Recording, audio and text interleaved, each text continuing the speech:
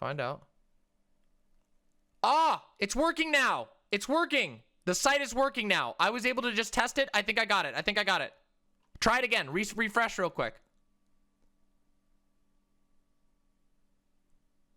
Twitch chat is functioning. Twitch is functioning. Yes! Okay, everyone. We are back in business. All right, everyone. We cannot be stopped. Okay, let me actually figure out what... Hold on a second. Where's the Twitch stats? Give me the fucking Twitch stats. Here we go. Ah, yes, yes, yes. 126 viewers. Okay, let me re-announce that we're here.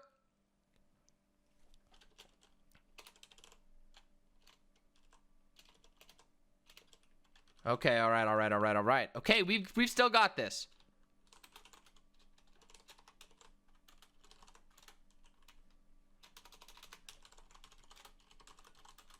All right. I don't know. Oh my God. Oh no. Oh, I'm gonna lose it. I'm getting hit again. What the fuck is this?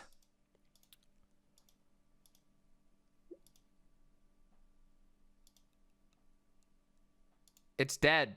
It's okay. All right. It's really unstable. And I don't understand why. Well, I'm getting, okay, so let me explain what's happening. Okay, hold on a second. Let me explain what's happening on my end, okay?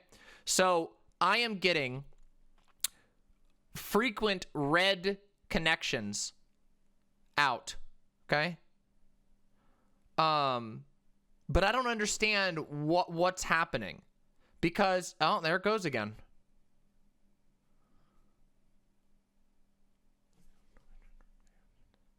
There should be low latency. Low latency.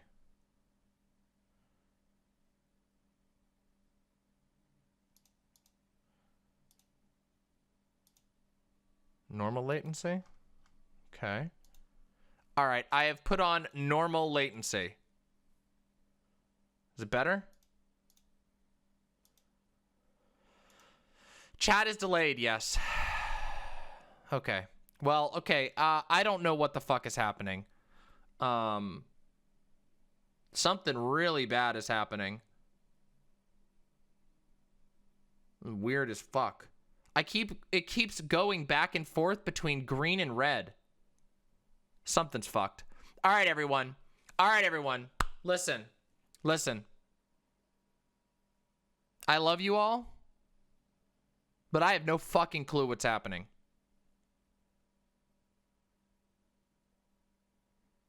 Let's see if it holds. If it holds, if it's able to hold, then we'll try.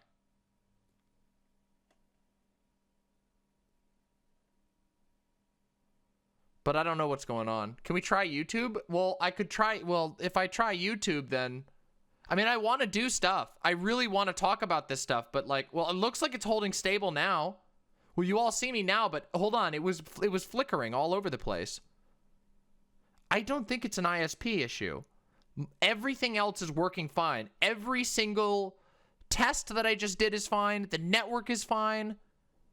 It is only having issues reaching YouTube. Why would OBS be getting fucked? Yeah, all right, I'm holding the line. I'm holding the line. All right. Don't worry. Don't worry. Hold. Hold.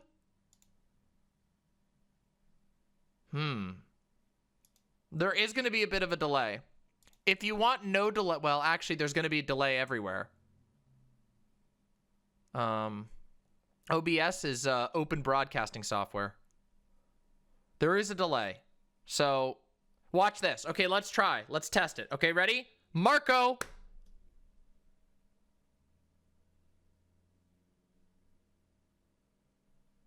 Okay. Wow, so there's like a 10 second delay. Okay.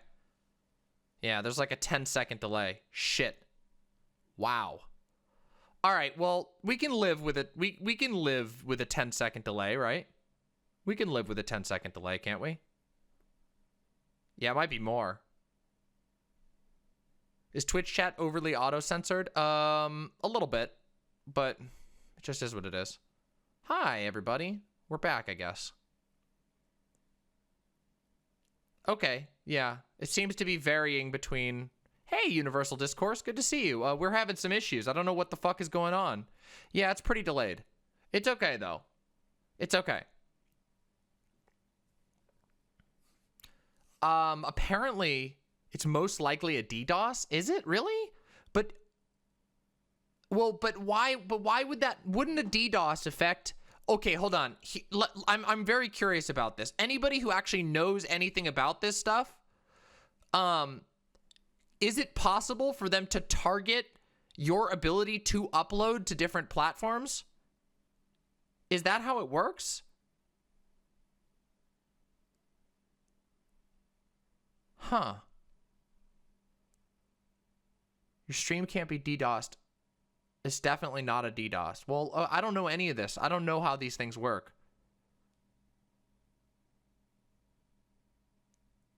Okay. Well, look, I don't know. Look. I know it does.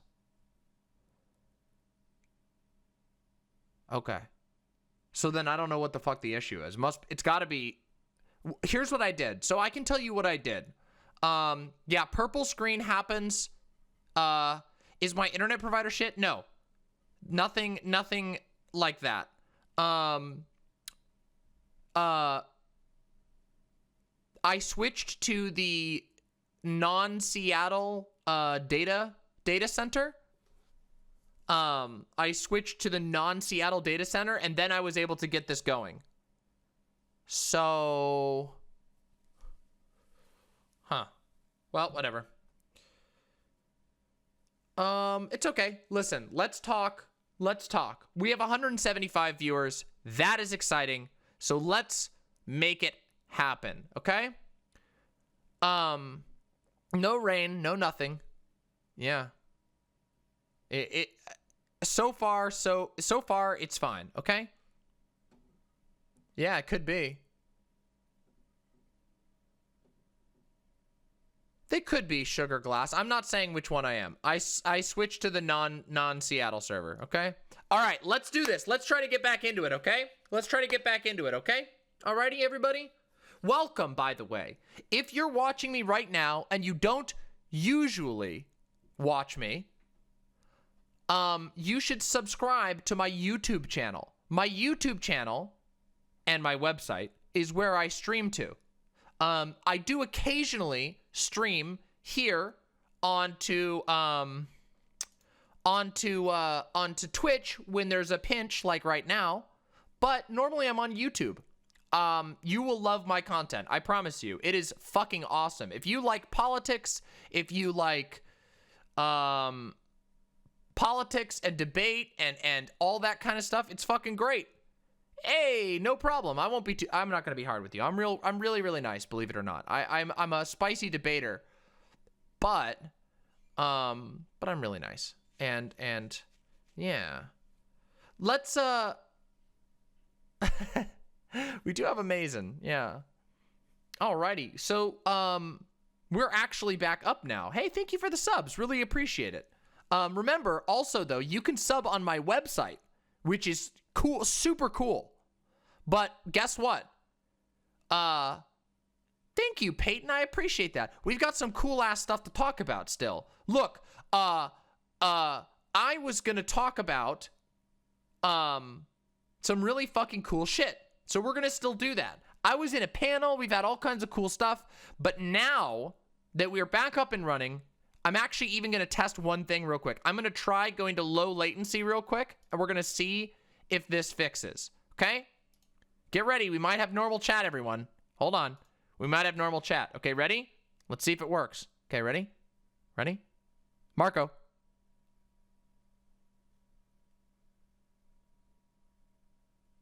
Okay, it's about 5 seconds. Okay, 5 seconds. All right, it's about 5 seconds now. All right, sick. All right, we're back in it. We're here. We're back. We're back up. We're all up and running. We're here. It's fucking time. I'm ready. All right, so there was somebody who wanted to debate me or some shit. Was there somebody? Okay, let's talk to Lena. So for those of you who don't know, there has been a fucking bullshit like cycle of drama on Twitter, and that was all about whether you should hate not ex-Nazis or something. And we're going to talk to the person who apparently unintentionally started this. And then I'm going to give you my takes on it after we talk to the person who was the center of this drama. That's right. When you come to Demon Mama's stream, you get the best, the on-the-ground, real deal shit. Every time I bring you real content. Fresh, amazing content. Thank you, Sonnenbar. So happy to have you. I am glad you love the vibes. I try to bring a god tier vibes. We got a lot of stuff to talk about still. I'm not even done. Thank you. These are like galactic purple. Yeah. Yeah, we're gonna talk about all this stuff. Now let me get Lena in here. Hold on a second. Hello. Hi. Oh, I'm gonna mute you really quick. Okay, that's fine. Pronouns real quick. Oh, she, they. Alrighty. Excellent. Let me just, here we go. We'll get this audio smoothed out just a tiny bit.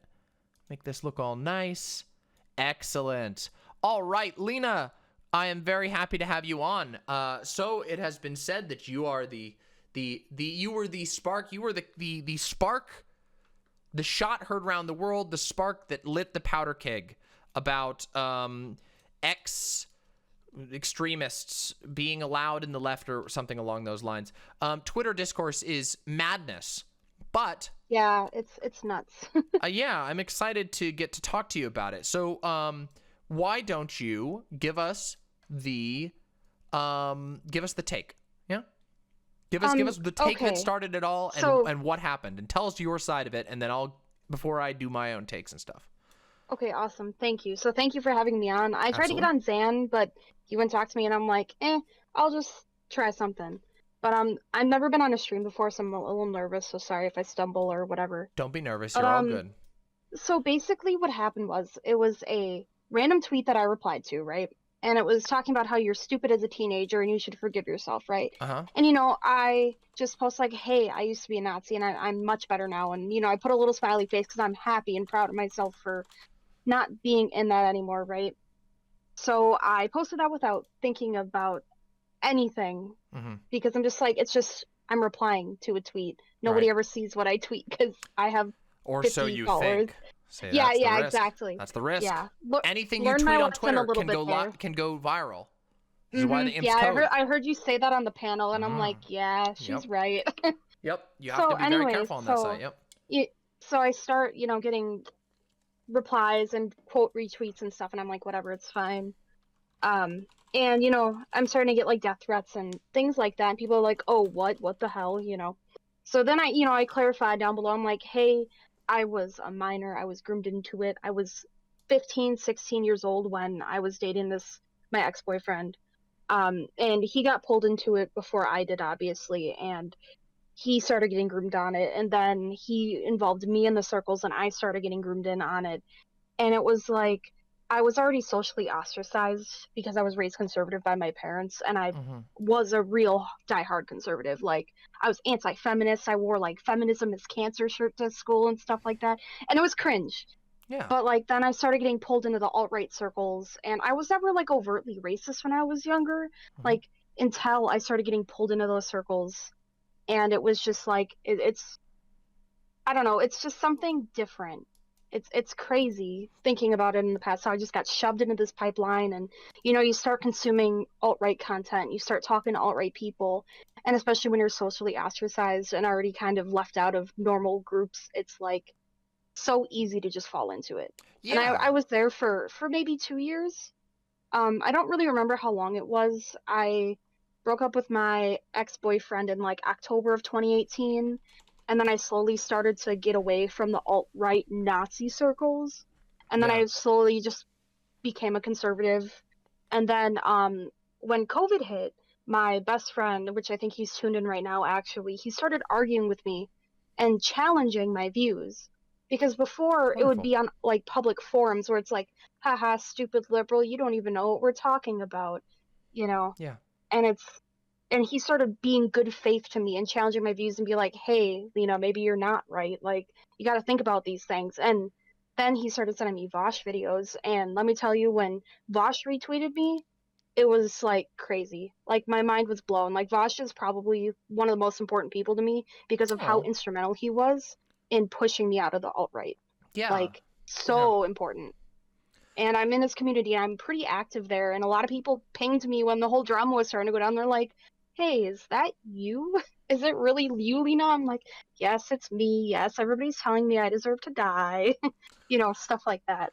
But Yeah. like, Well, I'm glad you got out COVID. of it. Oh, thank you. Yeah. It was like specifically COVID what started me to think about, wait, maybe the right isn't right about everything, because Mhm. I'm a pretty science-based person. Yeah. I try to be logical about things. I think most people do. But like with COVID, pandemic was coming, and I kind of saw that it was going to get as bad as it has been, and people are dying.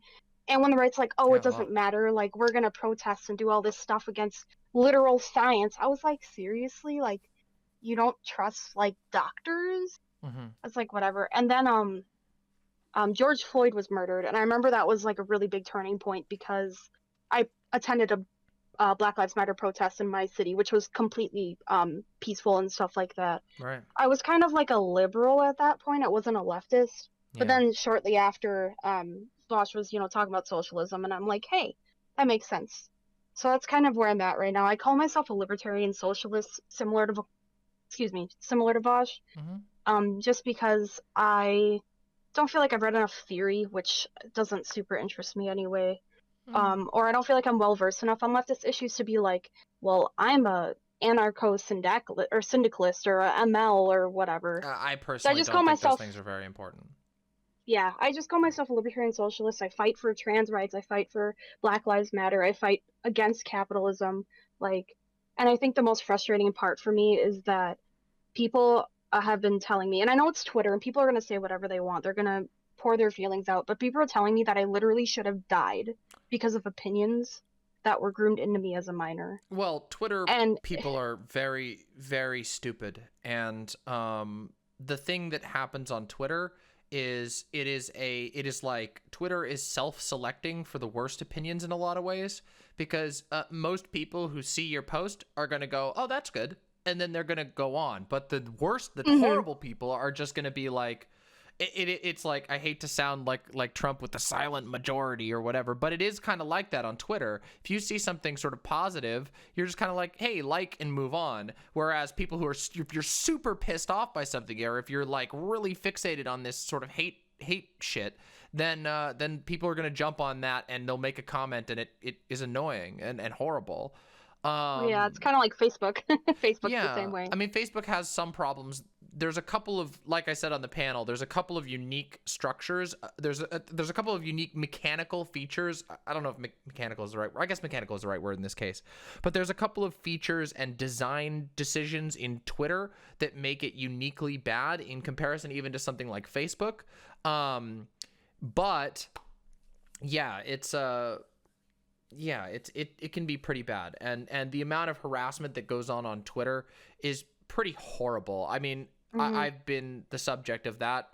Spent like half the month last month getting brigaded by another community that hates my guts, and it's very annoying. It makes it not usable, and it's also very stressful. But you also got to remember, like, unfortunately, Twitter is not.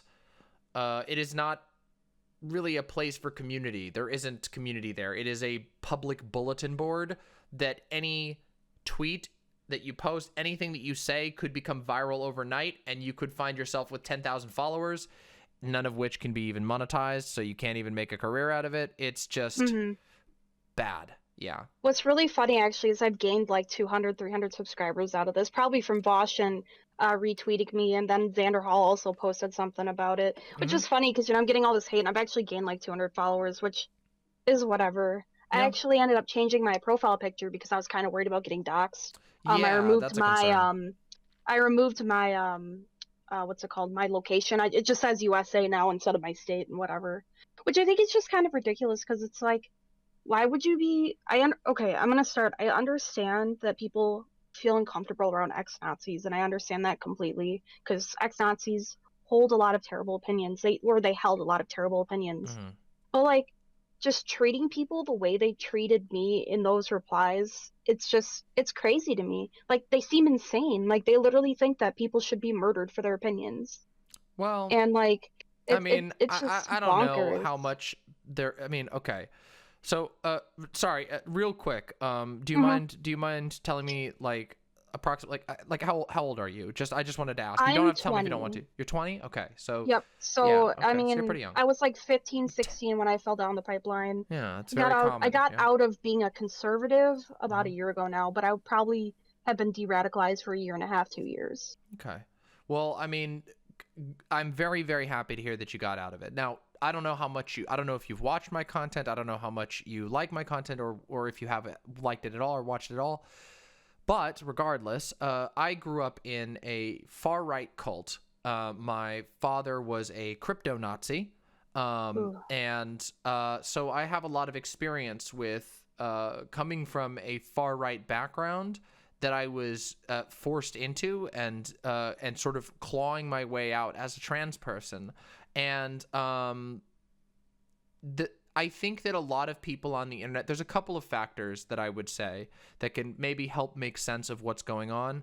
Um, the first thing is that a lot of people who don't have that background, they don't really understand how indoctrination works. They don't understand how these social pressures work. Their only experience with like racism, out like not necessarily, I mean, they may have their own personal experiences, but online and societally is individual people being racist to them, or them witnessing racist acts, or them seeing somebody drop a slur on like a streamer drop a slur or something along those lines.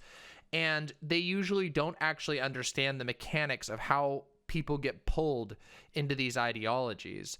And Hmm. the reality is that most extreme far right ideologies deliberately they deliberately prey on people who are isolated and people who are lonely, and they try to pull you in and get you away from other people who could challenge you. They get you to internalize these sort of they're called thought terminating cliches. They're basically certain arguments that stop you thinking about it. Like, for example, one such example from my background is that there was this idea that they would say, it was a little saying that they would say, which is like, having an open mind is like having a fortress with the front door open. And that's what they would say. And this was a statement that was repeated all the time and said all the time. And what it does is it insulates you against new ideas, because you need to have your mind is supposed to be a fortress for God, and having the front door open, keeping an open mind, is welcoming the devil in. Now, there's all kinds of different versions of that, but I'm sure you've probably encountered some Hmm. of that, perhaps. Yeah, I Um, mean, like, oh, sorry, go ahead. no, please go. Oh, it's like specifically with Nazism, like a lot of it is about like degeneracy.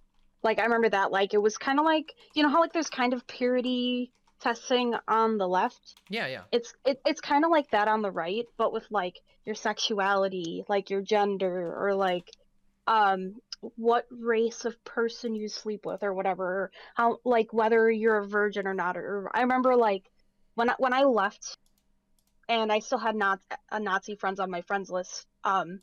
I actually had one of the guys message me. He's like, "You fake ass trad thought." It was the funniest thing ever looking back Yeah. on it. But it's kind of like they have a lot of purity, especially with like women, and I guess technically specifically females, about their sexuality and like whether they're gonna have children or not, which Hmm. I think is just kind of stupid and also kind of funny looking back on it. But Yeah, I yeah. mean, and that was extremely present in like my background. Obviously, going from fundamentalist Christianity, purity was Hmm. was super, super reinforced. Yeah. So something else that I should say is that people are, and this is not to excuse anything, this is just to help, you rationalize some of what's going on and make sense of it and survive it and whatever. But people usually aren't this intense. We have been, most of the planet has been in some form of quarantine or reduced social engagement. Americans to an extreme degree. For the last year or so, people are very, very angry, and they're very, very, a lot of them are lashing out. Yeah. And so, and a lot of those people who are lashing out, I highly doubt you spent any time checking their profiles, right? You probably just saw their comments. No. I can imagine. Most of the time I would just like I have the original tweet muted now because it was Good so idea. much. I was just like, Yeah. can't deal with it. Just do But that stuff like right away. I would yeah, I would go look at it sometimes to just see what people are saying. A lot of the comments were people like, hey, maybe I should chill, but I'd go read some of them and I'd be quote retweeted. I blocked probably like 50 people the past few days. Yeah. I mean, and I would recommend not hesitating with blocks or mutes. Yeah. Yeah. So yeah, it's people are very angry, and in reality, I would be willing to bet that a lot of those people getting angry at you are, excuse me, probably children, literal children. Yeah. There are a lot of literal children on the internet right now. A lot of them are very they have very simplistic black and white views of the world. They haven't quite figured out what they believe yet, but they have access to the internet, and they can say really mean words that they think will bother you, and can bother you, and can be very scary. But just try to remember that there are like a fuckload of literal children on the internet who have basically not, they haven't been in school. They've just been sitting in their room running circles, tearing a hole in their carpet, for the last year. And yeah, and there's a lot of people who simply don't like who don't comment because they don't really have anything to say besides like sending you a like or saying, oh, that's interesting. But an angry teenager who's been trapped inside might want to scream things at you because they have this idea that you're like still a secret Nazi or whatever. Yeah. And it is difficult. We live in a very strange time, and I don't know. Like, I don't know what the answer is. Platforms like Twitter are really, really, really toxic in a lot of ways. Obviously, I recommend the IMPS code as a start, but the IMPS code doesn't help with this type of stuff. It can't. It's not designed for that. This is just a downside of Twitter. If you get dogpiled on Twitter, it sucks. It really sucks. Yeah, I mean, oh, sorry. No, go ahead. I've personally been doing pretty well.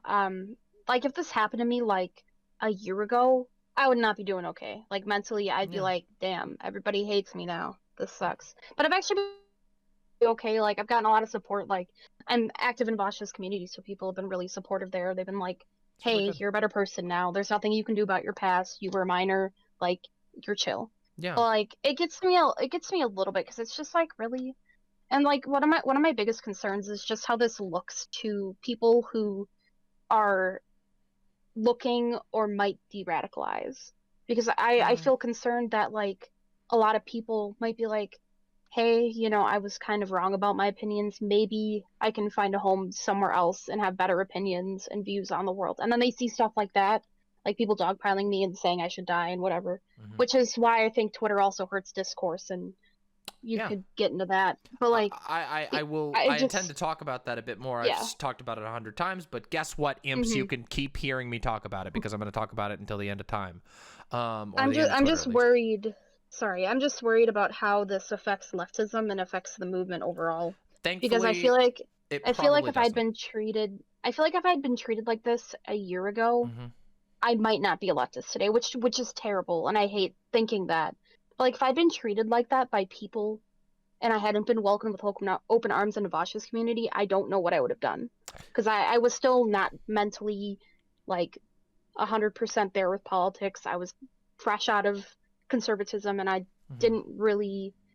I wasn't really concrete like I am now. If this happened a year ago, I might not be a leftist, but I'm concrete now in what I believe, and Well, I that's good. know that I'm a better person now. So it doesn't bother me too much in that aspect. But I just worried about like new rehabilitated fascists and neo-Nazis coming out and seeing this.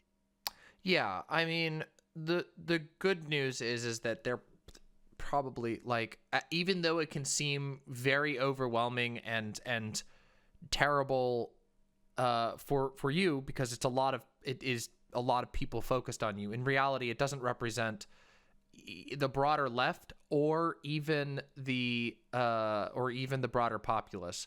Most Mm-hmm. people don't follow lefties on Twitter. They follow their own interesting things. I do agree that there are potential problems. I think that I think it's a terrible approach. But I also think that like that type of attitude, in my experience, is actually like not very common, and tends to be Mm-hmm. isolated to sort of certain cliques on the internet. Um, Like Twitter. yeah, well, and Twitter is a very cliquish site. There's a lot of people who are sort of established on Twitter, and those people, you know, they ride around in their little groups and they see people get retweeted and they say they're edgy bullshit, and that's that. Mm-hmm. And it's not really like that elsewhere. I mean, if you hang out in my community, you're going to find something similar to Vosh's. You're going to find that in most community. Well, maybe not all, but many communities are very, Yeah. very welcome to that sort of thing, because they have an understanding that humans are flawed, and that this is that like right wing ideologies are they use indoctrination wildly so.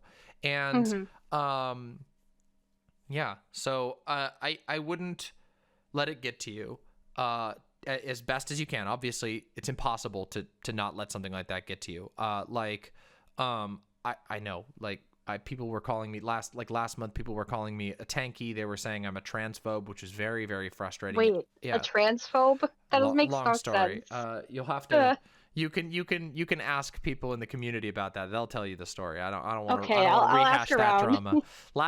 Last month was a drama month of me getting canceled. There's I mean, Vosh gets yeah. canceled every day, it feels like, so. Yeah, that's weird how that works out. Yeah. Just so you know, by the way, um, just so you know, like, I came out of Vosh's community, like Hmm. so, and Vosh was arguably the person who got me into streaming. I mean, obviously I got myself into streaming, but like, I went to a meetup and I met Vosh and I was like, hey, what do you think about me streaming? Da-da-da-da-da. And then he said, yeah, you should go for it. And I said, all right, I'm going to do it then. And I did it. Oh man, you Um, met Vosh? That's awesome. yeah. I met Vosh, and multiple times actually. We live quite, relatively close to each other. We live in the Oh same yeah, I mean, region I of the guess United you're States. both in Seattle, right? Yeah, we're in the Seattle area. Yeah, and Awesome. super, super cool.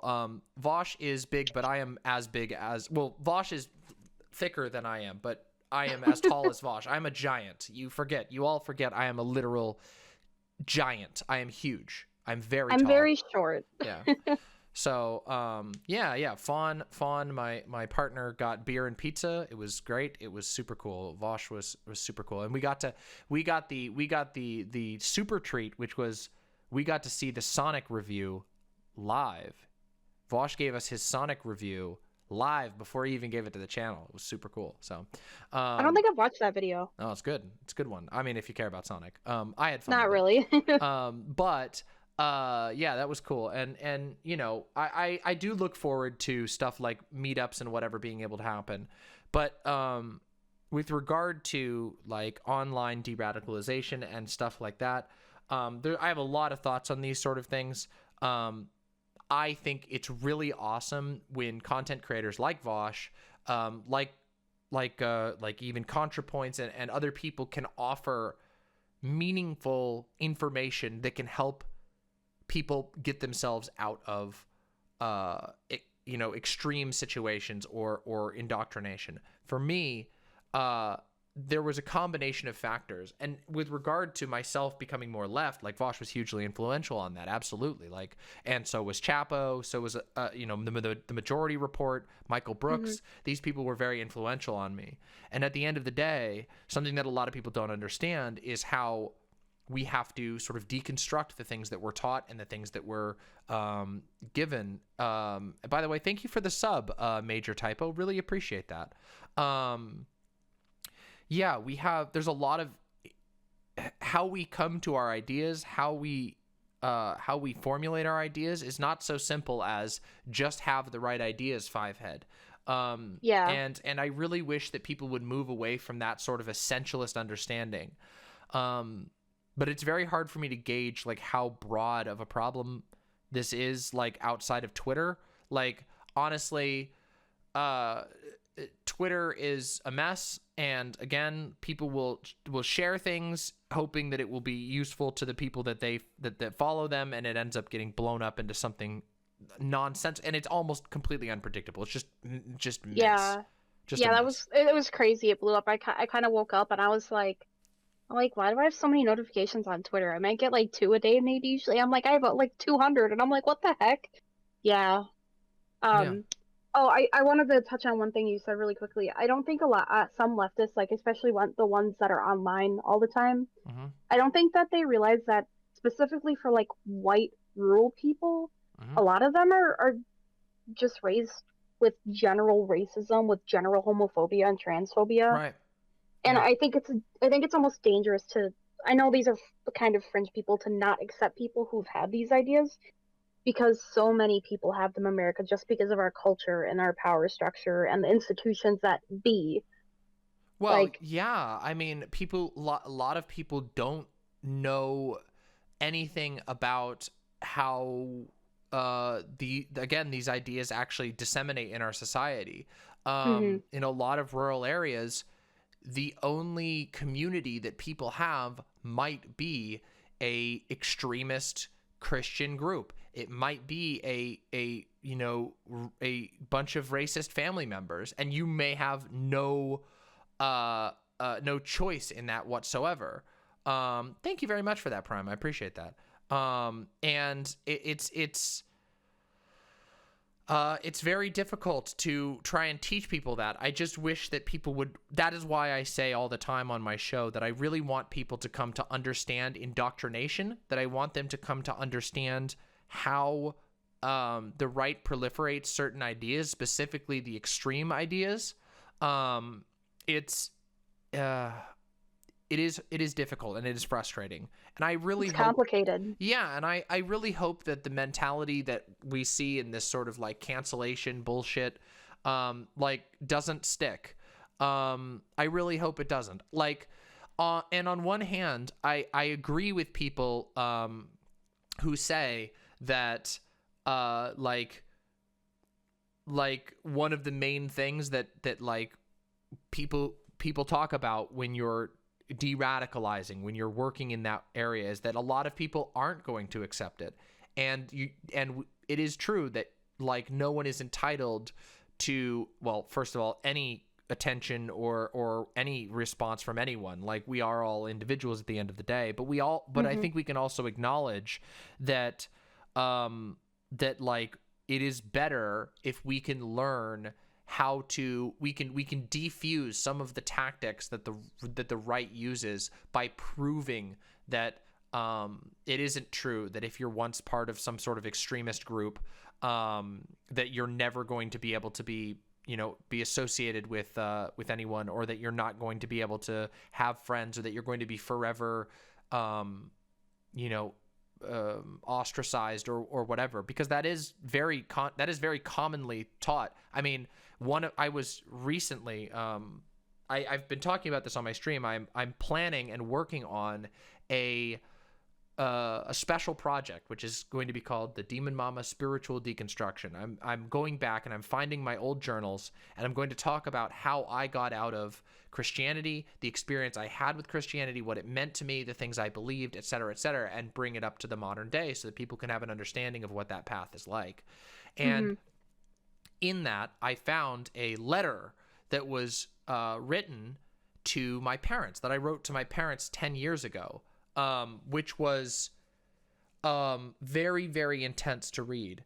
But one of the things that I found was there was this thing that I hadn't even thought of in years, where I hadn't even remembered how one of the main things my parents used to say to me was, if you continue down this path, all that you will have is like, you will only have friends who are gay and trans. If you continue down this path, you're going to have to live in like an enclave because nobody else will accept you, which is absurd, right? But that is what they tell you. And with nothing else to work on, with no other evidence, and without understanding what that's like, right? Like that's a bad thing, but they are framing it like a bad thing. They're saying like, you're going to have to go live in this like this idea of like a queer ghetto or something. And thank you so much, Chachi. I appreciate that. And it is actually interestingly true. A lot of my friends are trans these days. A lot of my friends are gay these days, but it doesn't really matter. It's obviously wonderful. But at the time, that like I found myself trying to grapple with that, and it's very hard because when you grew up around all of that and that's all that you have and you're isolated, it's very hard to respond to that. And it is something that these right-wing adherents believe, and they weaponize. Yeah, definitely. I remember like when I was starting to leave, I was kind of like, am I even gonna have any like people who want to talk to me, any friends? Because at that point I literally had nobody from school. Like, I mean, I had just been out of high school basically. I had nobody from high school. I wasn't in college yet, and it was almost miserable because I'm like, I'm leaving this space, and it was like pretty tightly knit too. Like we all knew each other, and we were all in the same Facebook groups and all that stuff, and it was like it was pretty tightly knit. And I ran a Tumblr too that, ironically, some people actually recognized me from my old Tumblr, which is really embarrassing, but it's okay, I guess. Yeah, I mean that's but it was one like of the really downsides of the internet era, right? Is that they were all cool though. One of them messaged me and they're like, "Hey, I remember you. You're like cool now. Awesome." It's good. But like, yeah, it was. I remember like thinking that and being like, "Man, am I even gonna have friends now?" Well, and I obviously do have friends, and I'm fine. So thankful. I have an amazing partner too, who I actually had to kind of move to the left too, because they were conservative also because of their parents raising them as conservative. Wow, shocker. But that was a little rift in our relationship. Conservatives, usually people become conservatives because they're raised by conservatives. And people in like the comment section were like, I don't know if they were being ironic, but somebody's like, I've been a communist since I was 12, or people are like, well, I was never racist and I was never this. I'm like, yeah, but your experience isn't the same as everybody else's experience. Like, it's not 100% that your parents are conservatives, therefore you will be conservative, but really high correlation, and children have no moral agency really, or any understanding of the real world. And you can't expect children to understand everything, and it kind of feels victim blamey when it gets to that point, because I feel like you don't treat other people who are victims of things that way normally. No, but that's the thing. I mean, people don't like really think about that at all. They don't really care. They're just looking they're just looking for somebody to vent their anger on. And I find, like, for me, one thing that I grappled with that was very difficult was overcoming my own internalized transphobia, that I had to, it was incredibly painful, incredibly difficult. Like, overcoming that was arguably the first step that I had to overcome, because I mean, being trans and growing up in an environment that's distinctly anti-trans, that has to be so hard. It was nearly impossible, and it was devastating to my mental health for a very long time, and certain aspects of that will always haunt you. Like, I mean, I literally at one point threw away my hormones because I was falling back into this idea that I was going to be alone, that I had made some terrible mistake, that I was I had been just mistaken, and all of this stuff. Like, everybody around me was telling me this one way to live, and that how could I be right when I can't even find anybody else who agrees with me around me? And yeah, it's really fucking hard, and people don't people don't understand that, and they don't have any empathy for it. And like, I Yeah. think one thing that people tend to do is they tend to think that everybody who has ever had problematic beliefs, or who has ever repeated or even advocated for problematic beliefs, or even downright fucking horrible beliefs, like that they like were a complete and 100% conscious agent with like a spread of all possible beliefs in front of them, and they're just like, I choose to be the bad one. Or they try to act like they're somebody like a Ben Shapiro, who's like actively constantly churning this shit out, is deeply ingrained in it, and understands the full extent of what they're advocating. And that's not the case. No, definitely not. I know I definitely didn't understand that when I was younger. Like, it kind of started out as memeing, like just Of course, haha, yeah. joking. Yeah, like that's literally how it started. And when you start from there and you just keep joking about it, you just kind of fall down that hole. Yeah. Yeah. And I just wish people had more empathy for it. And I understand why, again, I already said this, I understand not being comfortable around me. I'm not asking people to be my friend. I'm not asking people to be like, oh, you're the best person ever now. I just want people to understand my side of things and to understand my experiences and your experiences. Yeah. And in my opinion, I believe that our experience being radicalized and then de-radicalized and then moving towards the left and becoming socialist, I think it has utility for the movement, Of course. I honestly. mean, Like, I think I think it absolutely does. Like, I mean, again, part of the thing is like, I don't feel the need like anymore. I don't care. Like, people can say whatever the fuck they want to me. If people don't like me, if people want to say etc. whatever, then fuck them. That's their choice.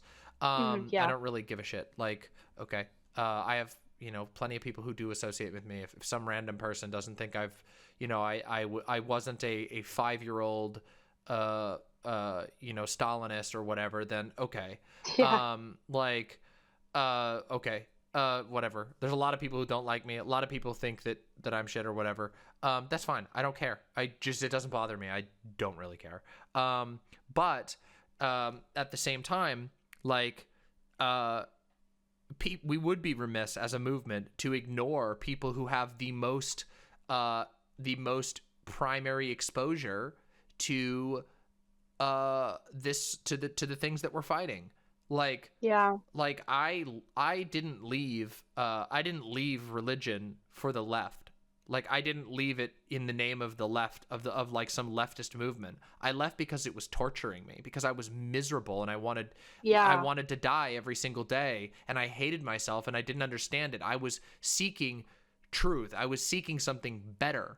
And I found that, and it just so happens that path led me to the left. And I think that that leftism as a political movement is very, very good at liberating people, but it's not like leaving I was like, no, I must leave my church in the name of the left. No, I was just desperately trying to find a way to survive, to not be psychologically tortured by the ideology that was deeply exploitative and manipulative. And I think that a lot of lefties just don't get that. And maybe that's a sign that, like, in some ways, we're making progress. Less people are having that firsthand experience with the indoctrination. And that's a great thing. I long for a world where nobody has to experience any of that shit. I agree. But while we're here, I think it would be good for people to understand that, like,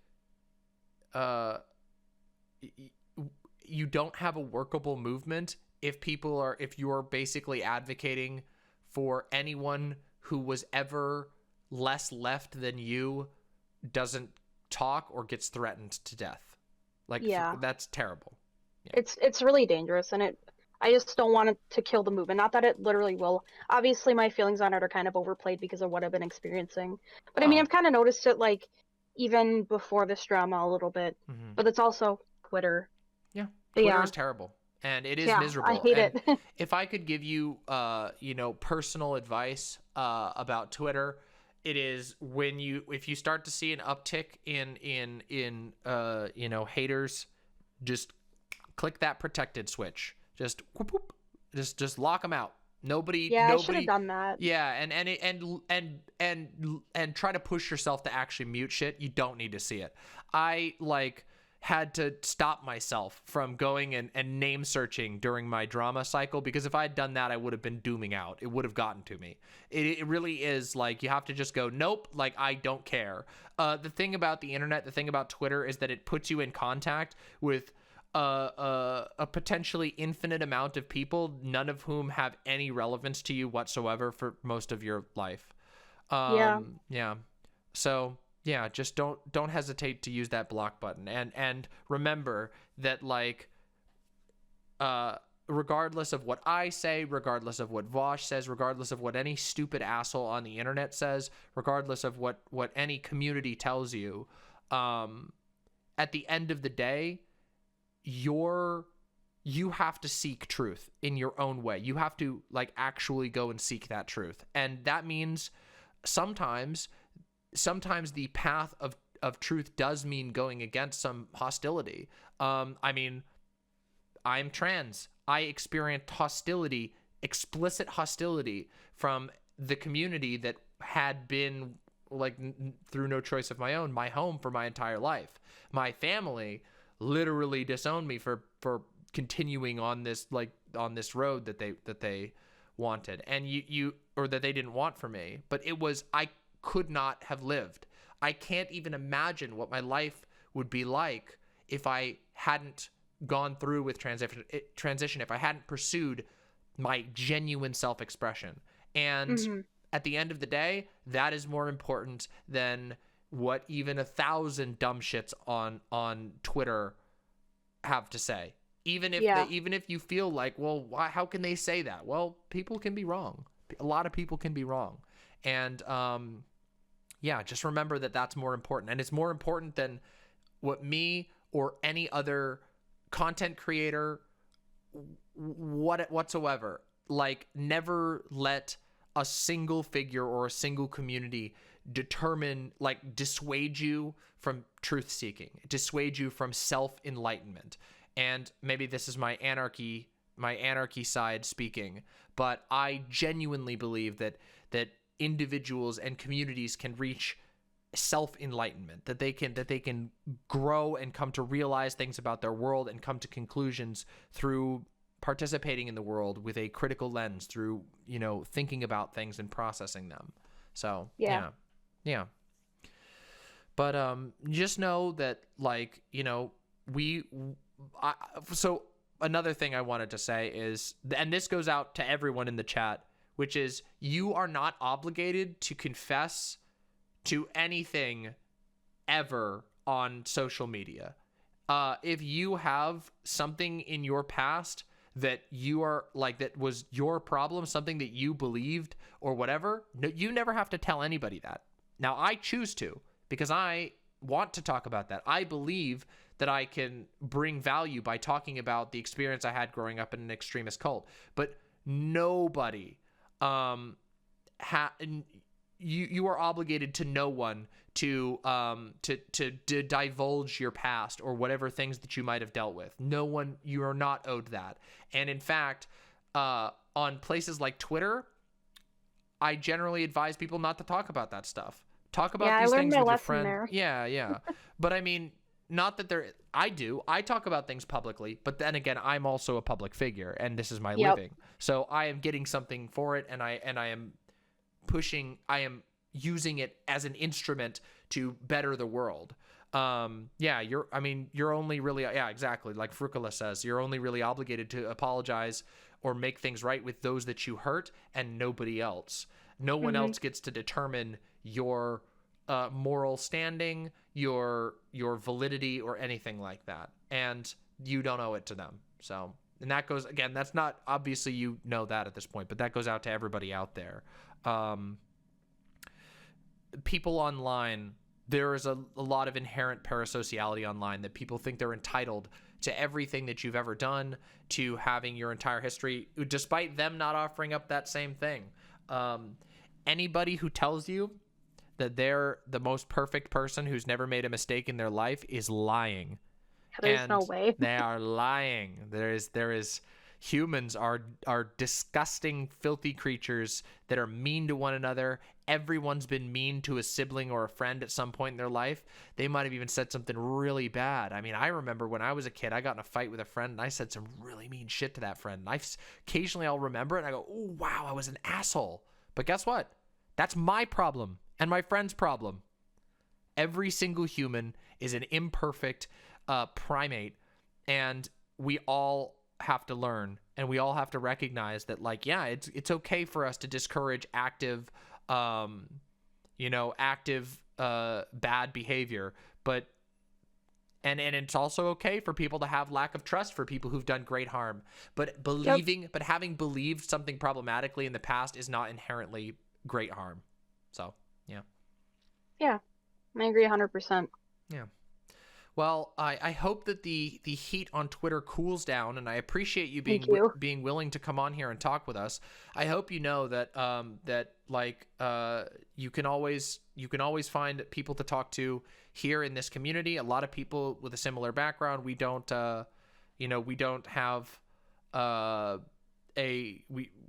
encourage the type of behavior that you've been subjected to in this community whatsoever. Though we do come down very hard on active Nazism, obviously. Well, yeah. But yeah, we're not gonna drive someone out who is bettering themselves. Yeah. So. Yeah. I appreciate it a lot, actually. Yeah, no problem. And yeah, just know that you've got at least another community here. I know Vosh's community is really good for that, and I'm very happy that there is a lot of positive things happening. And I just want people to know, one thing I always want to drive home is that this is why I advocate for a growth of the online left, for a further expansion of what opportunities lie online and beyond, for people to find those cracks, because the reality is that a lot of this right-wing stuff is about creating a shell of indoctrination around someone's mind, and it's very difficult to find something that cracks it, and there's no consistency there. For me, what cracked the shell of my indoctrination was first literally personal dissidence or with the church from my own study of the Bible. The first step to me not becoming a Christian was studying the Bible better than other Christians. And I feel like that's really common with ex-Christians. It is. For some reason. It is. It's because there's a lot of internal inconsistencies. But that was the first step. And the second step was meeting a friend who just liked to argue and argued with me a whole bunch. So, yeah. Yeah, that's why I think good faith arguments are really, really important. Yeah. But I mean, there is a thing that, like, not everyone is able to engage. Like, my friend liked debate, and like, I was annoying as fuck when I was a Christian. I know, looking back, like, I was super annoying. I had all these memorized theological arguments that were full of shit, and that might not even work for everyone. I know there are family members of mine who you could debate them all day and they don't care. I've tried. I've literally had hours of conversations with certain family members, and they're more extreme than they ever have been. Everybody's different, and that's why I hope that our diversity of tactics will lead to people being able to free themselves from the chains of their former ideologies. So yeah, thank you so much for coming on, and if you have any last memes that you want to drop to the chat, I know chat's been really enjoying this conversation. Trans fucking rights. And trans thriving. Yes, that's the important part. Thank you for having me on so much. I super appreciate it. Absolutely, and we're happy to have you here, so thank you for coming. Yeah, thank you. Have a good night. Good night. Wow, that was a pog-ass conversation. Damn! That was a pog-ass conversation. Let me answer this one. You say you moved from the right to the left. One thing I don't understand is why people seem to jump from one extreme to another. Why, hold on. Why do people tend to move from the far right to the far left? Why no chill time in the center? I was a communist who moved right, but only as far as liberalism. I think that's a misconception. I think that people, claim that that's the case, but that's not always the case. I spent like my life, like I actually graphed it once in an old conversation. I graphed where I moved on the timeline and what the approximate like dates were, and it was over the course of like 15 years from when I actually started figuring out my Christian viewpoints to when I was a libertarian Christian, aka an anti-church Christian, an anti-organized religion Christian. Then I slowly moved away from that into being an agnostic atheist. And then slowly I was a progressive liberal from that position. And then I had a slow period of getting slightly more right, where I was really critical of certain things and I was really worried, and I said, well, you know, maybe I was a little bit much here. And then I realized, oh, hold on a second. Can I give you a timeline? Yeah, here. Why not? This will be a bonus. This is a preview for everybody. Here's a little preview for everybody. I'll draw, hold on. There's actually an image. Hold on a second. I'm going to find this thing real quick. Here we go. Hold on. There's a thing here. Yeah, here's the one. Here we go. This is the one. Here we go. Let me do this. Here, let me do this. We're gonna do something fun. You guys are gonna love this shit. This is gonna be really fun. Watch this. This is gonna be really fun. I promise you'll find this fun. I did this a long time ago, but it's literally been a year since I did this. This was on one of my early streams. So let's do this again. Let's do this little exercise again, and I'll illustrate. And I think this will be useful for people. And then I can conclude with some cool shit. So hold on a second. Let me open this with Krita. Yeah, let's do GIMP. Let's do GIMP. Yeah, this will be fun.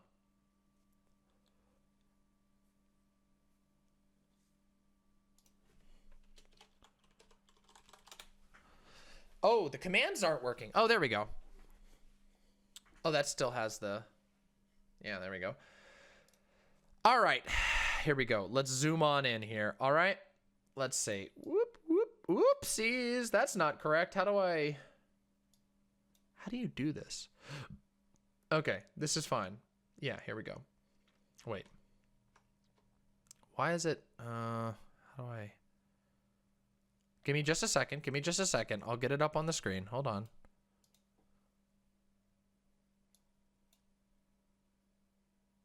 Okay. Huh. It's weird. Here. We got to zoom out one. Okay, here we go. All right, let's grab our little pen here. We're going to get it. Let's see. Is that good? All righty. Here we go, everybody. This is it. This is the ideology chart, okay? Argo, what did you want to talk about? Sorry, I wasn't doing like completely open call-ins. I'm totally cool to talk, but I just didn't know what you wanted to talk about. I didn't realize. Sorry. So here's this, right? Here we go. Yeah, this is the chart. This is the meme chart. I did this once before on stream, okay? All right. So I'm going to show you where I started and where I moved over the years, and I'll give you approximate time. I'll give you approximate time time periods, okay? So let's start with where I would say around 15, okay? Because that was somewhere in the ballpark of where I was starting to figure out my own political ideology. When I was a kid, whatever, I just took, you know, I thought about stuff. I like to think, you know, I was a thoughtful kid, but I didn't have any big ideas yet. I was just thinking about Christianity because that's all I knew. But I started right here. When I first started my political journey, it was right here. I started here, okay? At the Theocrat. No, you can't see a picture of me. No way. Not gonna happen. I believed that the best form of government would be basically a religious monarchy, that a God picking a righteous king would be the best world that you could live in. Yeah? Now, just so you know, this was my dad, by the way, up here. My dad was somewhere between these two, okay? Just so you know. This is where my dad was. And my mom would be like this one, the boomer. The boomer would have been my mom. Okay? So, this was me at like 15. So we're going to put 15 right here, okay? So, as I went through high school, I moved over from being a theocrat to being a conservative. See? So I moved technically slightly right. And this would have been at like 16, 17, I would have been in this area. So we'll put 17 for now. Okay? Then, I would have gotten into like senior year, and I started to move.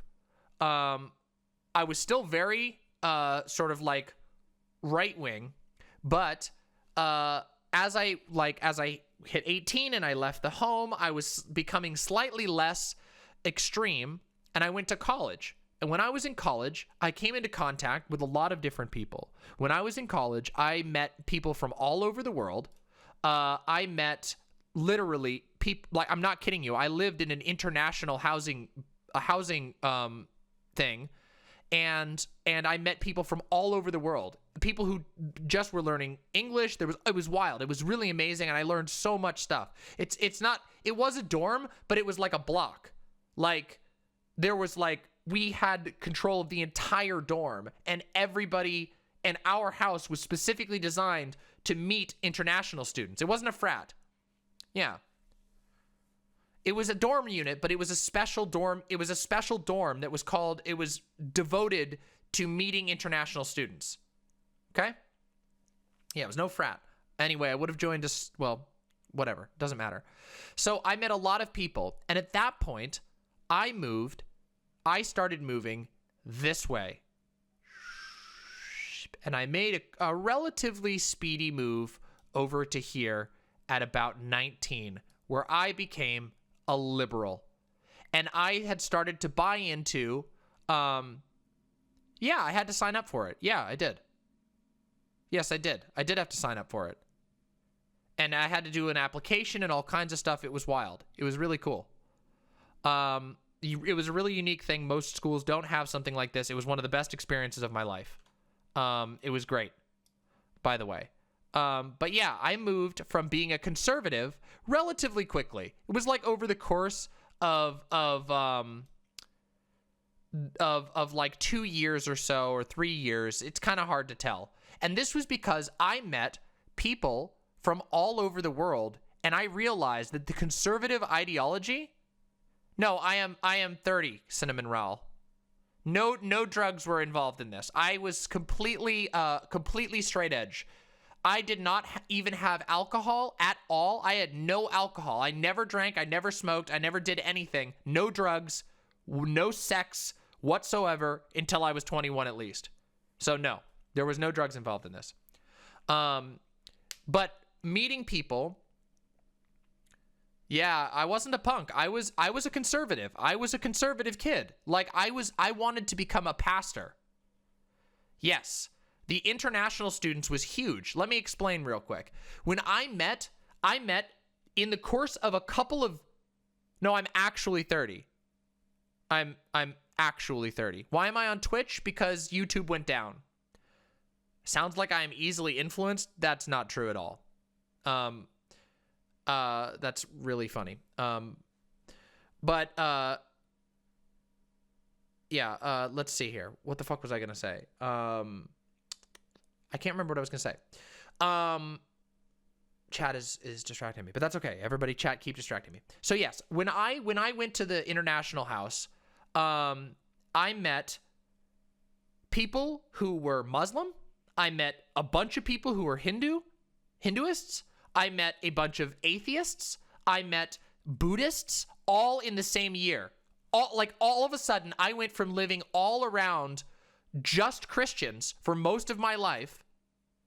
I met people who came from so many different backgrounds. And I remember the second night that I was in the International House. The second night that I was there, there was a big gathering in, like, just an organic gathering. A bunch of people were looking to meet friends, and everybody was hanging out, and people brought stuff that their parents had given them from their home. So we were eating instant noodles from India. We were trying Indian Coke. I was trying African snacks. I was sharing my American snacks. It was literally just people sitting around, and no cocaine. This person's getting blasted out of chat. You're annoying the fuck out of me. Get the fuck out of here, you stupid bitch. There we go. Yeah, no, not Indian cocaine. Like Coke. Like, it was called Thumbs Up. Has anybody ever heard of Thumbs Up? Let me show you. Here, let me show you. Indians in chat are gonna know what I'm talking about. It's called Thumbs Up. Here we go. I'm gonna show it to you. Ready? It's right here. This is it. This is the stuff. Thumbs up. That's it. This is the stuff right here. There we go. So, yeah, and I tried that. Haha, yes, haha, Coke, yes. It's Coca-Cola, you fools. So, I kind of became a liberal, and the reason for this was that I realized that Christians weren't the only people in the world, that there were people with very different backgrounds and that they could get along. And I was still a Christian, but I was a Christian liberal at this point because I realized, oh my God, like, the number of perspectives in the world is so different. And I realized that the conservative views that I'd had were totally ridiculous in comparison to what I was learning very quickly. And I was thinking a lot. Like, by the way, this wasn't like a light process. I was still, when I was a conservative, I was very argumentative. I was very argumentative, and that continued. One of the first nights I was there, I had an argument about religion with an atheist, 2 Muslims, 3 Hinduists, and myself and an ex-Catholic. Like 7 people all arguing about religion, and it was wild. It was a wild learning experience, and I would take journals, notes, and I would think about this stuff. It was very, very wonderful experience. It was very, very intense. And interestingly, I found myself, one of the interesting things was I found myself on the side of Muslims against an atheist. Very weird. That was a very weird experience. I, as a Christian, an extreme Christian, I was not trans yet. I didn't know, well, I was trans, but I didn't know that I was trans. Oh, okay, we can maybe talk about that afterwards, Argo. I really want to have some time with just the stream because I've been doing a lot of call-ins today. So I'm just going to do some solo stuff for a little bit. But thank you, and I'd be totally down to have that conversation in the future. So I found myself on the side of Muslims, and I never would have thought that was the case when I was a conservative. So the conservative part, did they know I was trans? No, no one did. I didn't know I was trans. No. So, what was I saying? Yes. So, anyway, the point is, I moved from the conservative positions, and I moved, yes, I know, we're going to watch that, HMD, don't worry. I went from the theocrat at a young age to a conservative, and then I slowly moved over to liberal. Now, I stayed here for some time, okay? Like, I was right here for some time. And I moved a very, very tiny, tiny bit between the environmentalism and progressivism. I moved around here for a little while. And I ended up more or less over here by, when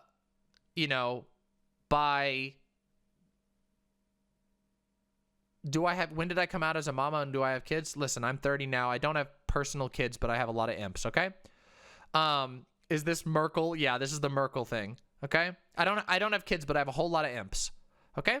So this was where I moved around between this spot. Now, by the way, just so what's an imp? Well, people who like my content, who join and follow me, are my imps because I'm Demon Mama. Yeah. So if you want to be an imp, you can be too. Anyway, yeah, you can be an imp. Yeah, welcome, Kid Corey. Happy to have you. Yeah. See, it's pretty cool. Imps for life. True. I give you the noms. Yep. So, when I was like at this point, another thing that really influenced me when I was in college was I learned a lot about the environment, and I learned a lot about progressivism.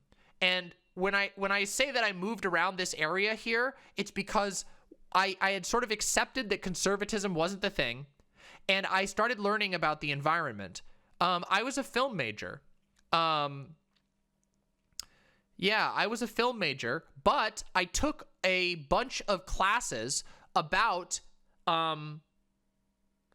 nature and I ended up reading Herman Hesse's what's it called? Herman Hesse's what's it called? Fuck, I can't think of the name of it. The Buddha.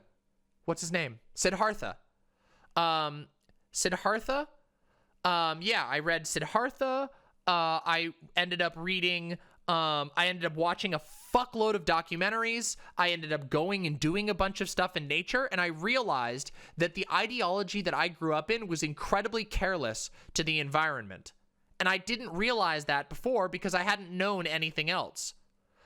So I learned during college over a number of courses and talking to people and meeting people that the environment had been ravaged in a way that I didn't really know.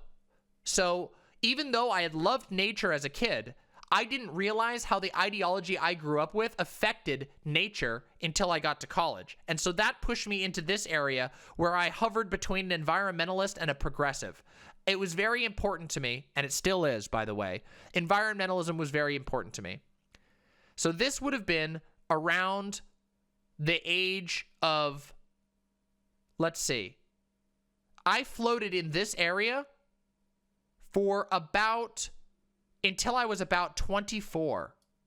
Somewhere within this sphere until I was about 24.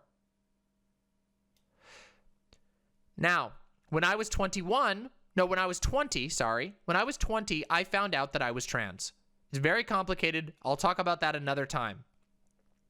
The ideology I grew up in taught that humans had dominion over the earth and could use it basically however they wanted. Well, maybe it is a part. It's not really that I want to overlook it. It's just that, yes, I did realize this. By the way, Mayday, just so you know, that's a really good question. Mayday asks, did you realize how much your political ideologies were changing at the time? Yes, I did. And I actually have letters to my dad that I wrote talking about what I was learning about the environment. I have emails with my family. Wait, Spaceway, I know, hold on. I promise you I've embraced being trans, don't you worry. I promise you I have. It's not really relevant to the conversation we're having right now, but I can talk about it nonetheless because people seem interested in it. So, I did realize this, and I wrote letters to my family, my dad especially, and my cousins, that about what I was thinking about, what I was learning. No, unfortunately, Kid Corey. I mean, I tried to, they did not. And we'll talk about that in a minute. We'll talk about that.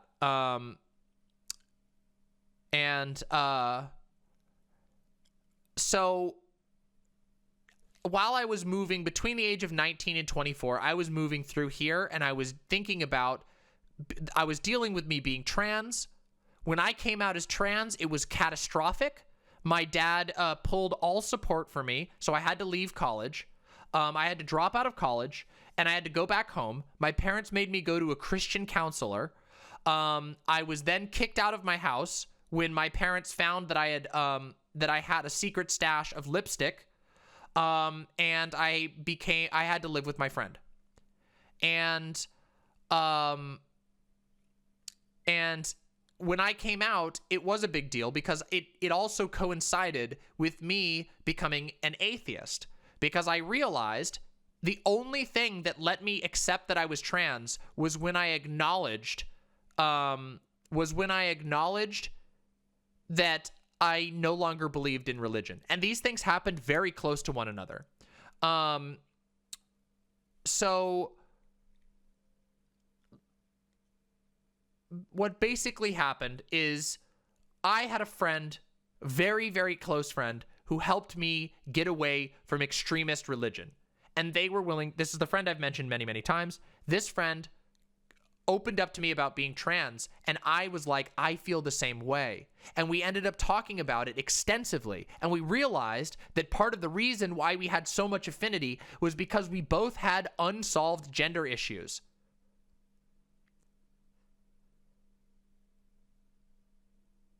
Yeah. Oh, when I said, yeah, motherfucking trans rights. True. Yeah. So there was this whole process whereby I started to realize that I was having gender issues. But I couldn't come to terms with them until I realized that I no longer believed in religion. And that was a tough one. But basically what happened is I opened up to my mother, and in confidence, and at first it went well. Oh, it's okay. I'm okay with that. Yeah, it's usually, listen, Kid Corey, it's usually considered a little bit rude to ask that, but yes, I have, and I'll talk about that in the future. Don't worry, you didn't offend me. Don't worry. I understand you're not coming from a bad area. I can talk about that in a little bit, but first I want to finish this story. Yeah, obviously, generally, that's a little bit personal, but I'm the type of person who's okay with that. Most people, please be careful about that type of thing. 1 second.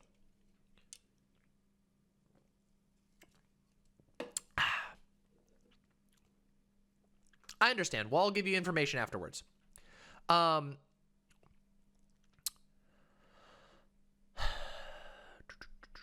Yes. So, at this point, things went bad. My mom broke confidence, told my dad, and my dad freaked out. My dad disclosed against my will to most of my family, and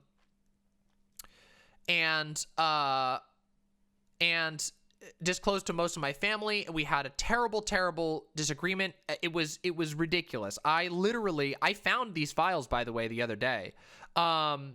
I found these files. I have still I made like 4 PowerPoint presentations to give to my dad to explain everything, to try and explain everything. And it didn't work. It didn't matter. It literally didn't matter. Unfortunately, what ended up happening was my dad cut all of my support, cut my cell phone, cut my bank account that was shared. I had nothing, and I had to return back to live with my no, I didn't tell them in a PowerPoint. I tried to use a PowerPoint to teach my dad, like to share with my dad. I tried to share that information. He found out because people told him, and then he made a whole bunch of conclusions, and then I tried to tell him, and I had this PowerPoint so I could teach him stuff, and it didn't matter. It didn't matter. He was very angry. He cut me off completely. I had to return to go back and live with my mom. My mom was super poor, and I had to move in because I had nothing, and I went from having a career in film to having to leave and go back home. And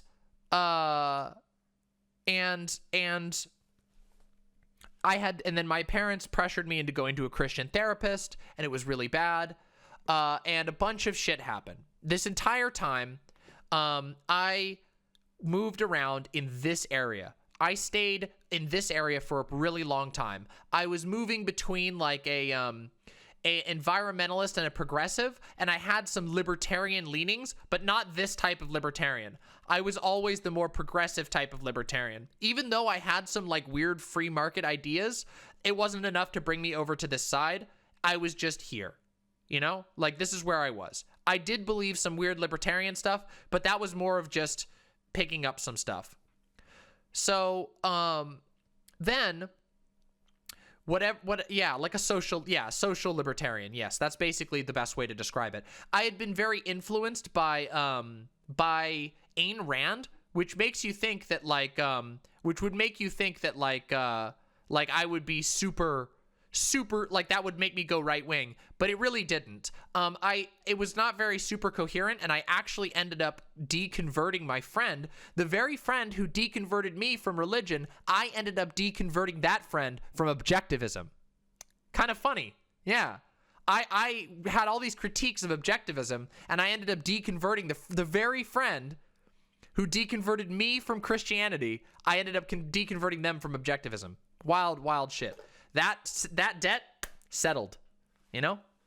Karma settled. But anyway, so I floated around here for a long time. Anyway, after this, I basically floated in this area for a really long time. And then when I was about 25 or so, let's see. Yeah, when I was about 25 or so, a lot of stuff changed in my life. I went full-time, finally. I finally transitioned at 24, and I went full-time around early 2015. So that would have been when I was 25.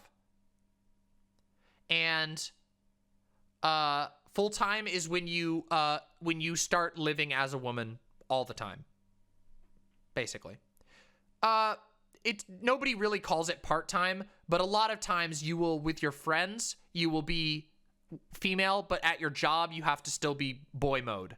Yeah, so that's what that usually means. Nobody really calls it part-time trans, but like, yeah, you live like a double life. It's very uncomfortable, and most people don't really live this type of life as much anymore because it's stealth. It's called stealth.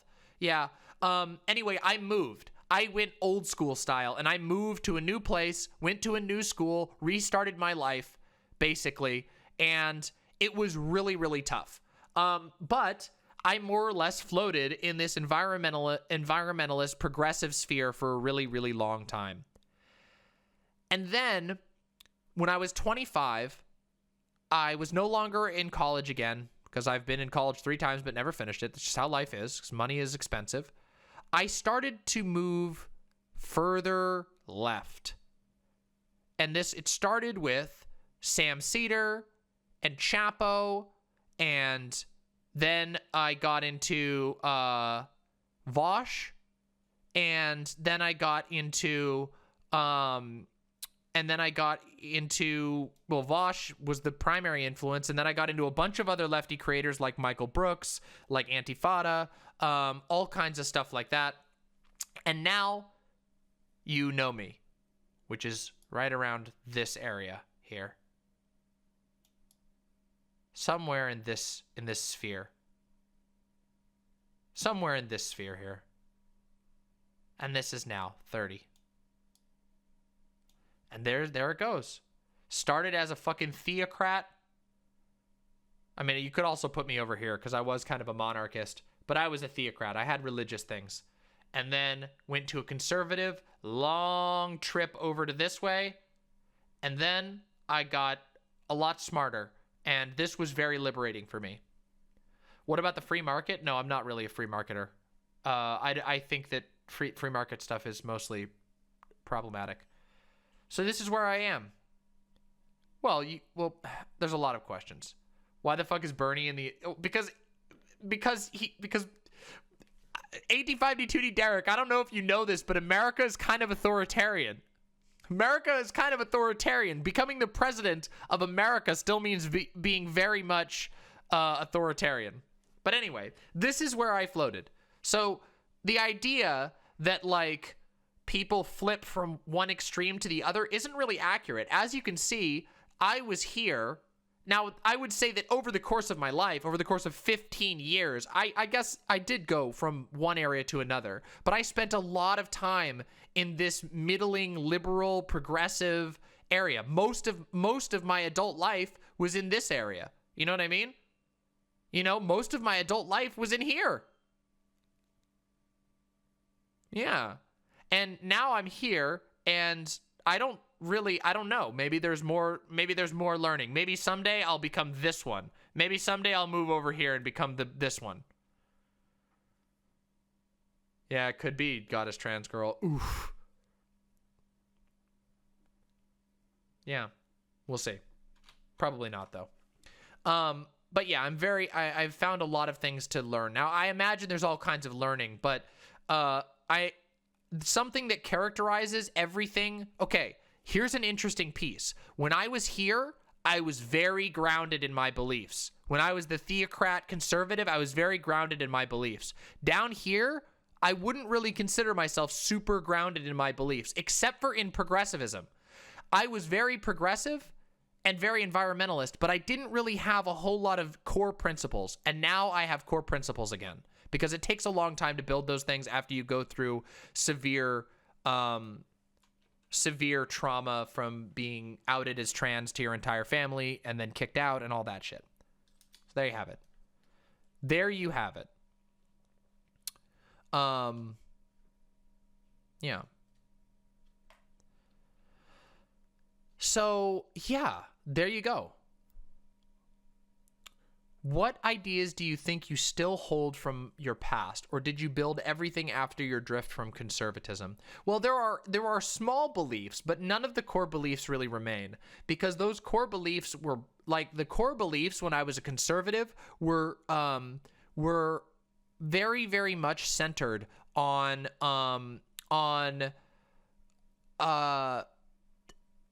God. And once the God question fell apart, it threw everything, a lot of things, into doubt. Obviously, love was very, very important to me. Always has been, always will be. I believe love is very, very powerful, but I don't really see it as like a magical force like I used to. But you know, that is something that's really important to me. And I'm trying to think of some of the other things that were super, super important to me at the time that might still remain. I mean, ambition and work ethic, those, again, aren't really, oh, yeah. No problem, Pinball Joe. Hope you have a good time.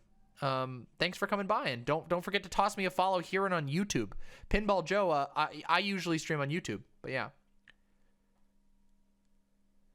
Yeah, I mean, I don't know. The thing, like, fallible, imperfect beings, like, that has a different meaning to me now. That has a very different meaning to me now. I would have taken that to mean that everybody has original sin. Now I take it to mean that there isn't such a thing as perfected. There is no such thing as a perfect person.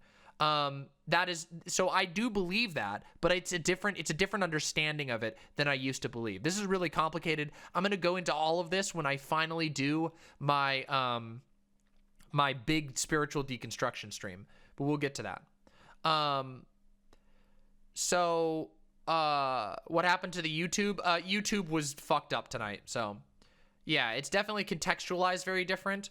And yeah, it's kind of, you know, it's been a big process, but one that has taken a lot of thought. And the entire process has been, I've always been very deliberate. I've always journaled a lot. So I have years of journals talking about what I was thinking about, what I was learning about, what I was picking up, all that type of stuff. I hope it's not F again. I hope it's not F. Yeah, it was a big journey. So yeah. But that was basically the process. And the thing that you should take away from this is that you can learn a lot.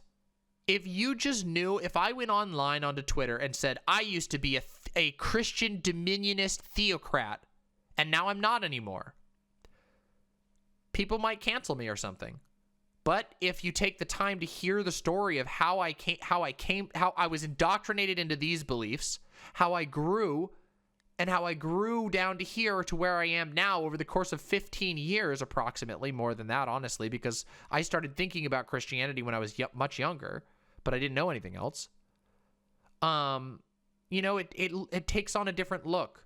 It's important. You know, like understanding this shit's important. And yes, there are people who go from a Nazi to a tanky to a Chinese communist to a monarchist to a traditionalist to an ANCAP to an ANCOM back to a Trotskyist into a feudalist and then arrive back at a tanky again. Those people do exist. But that's not me, and that's not everyone. So I believe that there are probably people who have a similar journey like this that's just a different path. And we should try to understand that, you know? Try to understand that. 2016 was a big deal for me. That would have been right in this area. And that was where I started going left further because I realized that liberalism was failing, that it had failed me, that there was a fascist marching into the White House and that liberalism was failing. And I still believe that. 2016 was a moment for me of another major awakening. You'll notice right around that era, right around 25, 26 was when I started going to the left. And that was because I realized the flaws that I had in these beliefs. It was a slow process. I held these beliefs for a long time, but it was that I didn't realize like the principles of progressivism, the principles of environmentalism, the principles of libertarianism or liberal or freedom are still very important to me, but I didn't realize that these things were an incomplete version of them. Yeah. So, yeah.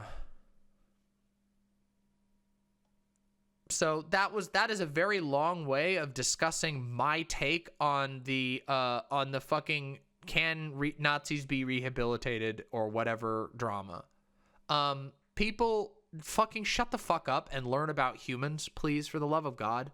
Every single person, doesn't matter what your identity is. I am trans and I had problematic beliefs in the past. Guess what? Every single black person in my audience, you have problematic beliefs. You probably have them now, and you did. And guess what? Every single communist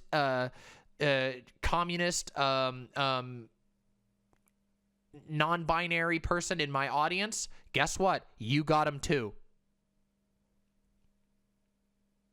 Sorry. Everybody. We all got them. Danabo, you're going to clip that one out of context? Go for it. Hey, how you doing, Danabo? Hope you've enjoyed this segment. This has been, Latin. Listen, you want to know? Listen. I know this is gonna sound like a terrible take. Do you know when I was in the international house? Do you know how much racism there was? There was a lot. It was like the friends that I had who were Indian. They made fun of this one Pakistani kid so much it was ridiculous. Holy shit! There was one of my friends. International house was where I lived. It was a long story. There was a friend I had who was Chinese, and his parents literally told him before he went to college, like while he was at school, they told him in Chinese, if you date a black woman while you're here, we will disown you. They literally said that to him on campus, like around people who didn't speak Chinese. Now, you could argue about whether that was just prejudice or just racism, but all I'm saying is that your identity does not protect you from problematic views. Really does not, okay? It doesn't. It really does not. It doesn't. Prejudice is a part of the human condition, and it is a part of the ideology of... It is part of right-wing ideology. It is a part of fear-based ideologies. Now, that doesn't mean that people who are marginalized don't have some level of insight from their experience. Like, I think I've learned a lot from being trans. I think I have a lot of insight that many cis people don't have. But it's not just because I'm trans. It's because of the experiences I've had while being trans. Yeah, it's possible. No one expects the Spanish Inquisition. It is a hard lesson to learn that. Yeah. Damn.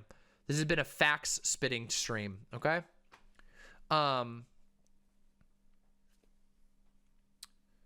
Yeah. Joyless llama, yep. That can happen. Yep. Yes, I know. I learned so much from, and by the way, if I could recommend any single experience to anybody, I wish that everyone could have the experience I did. Good night, Renegade Coffee. If I could give everyone the experience I had in the international house, in living with a bunch of international students, I would say that's one of the best, one of the most valuable experiences of my entire life. Oh, good night, Windleby. I'm sorry.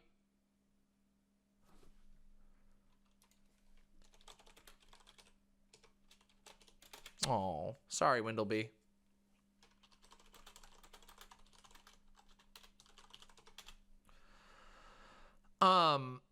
I learned so goddamn much. And anyway, and my ex, listen, okay. My ex was Puerto Rican. And her family was very, very prejudiced. Her family was super prejudiced. Like literally, like, oh my God, like her mom literally used like, I was in public with her mom. We were on a subway in New York and her mom used a racial slur against a black person while we were on a subway in public. And I was like, what the fuck? I'm like, my Nazi parents wouldn't even do that. It was that bad. I was like, holy shit.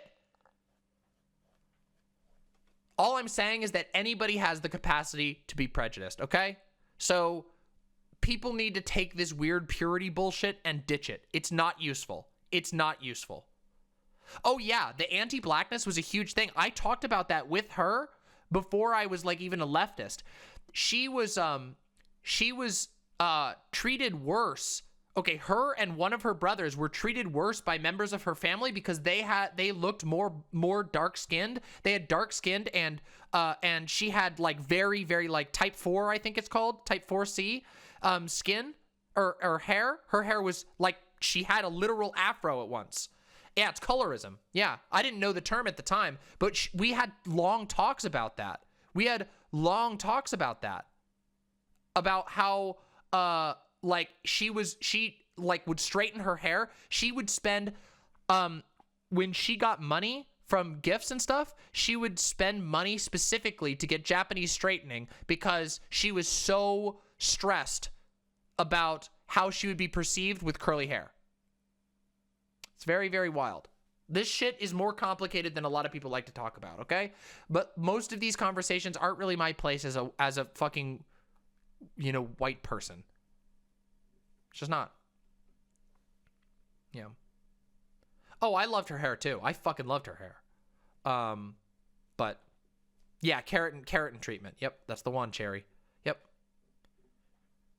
Oh, good to see you, Cherry. Hi. Great to see you.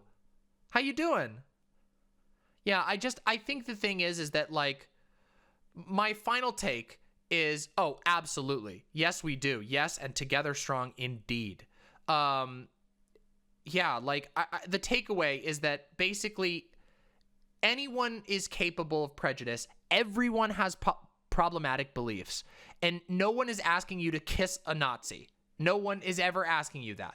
All that I am trying to tell people is that please, if you're going to be a leftist, if you're going to talk about politics online, please try to understand how right-wing views actually proliferate, because the way that they proliferate is mostly through hard indoctrinations. Through hard indoctrination. Not just that, end crowd, trans thriving.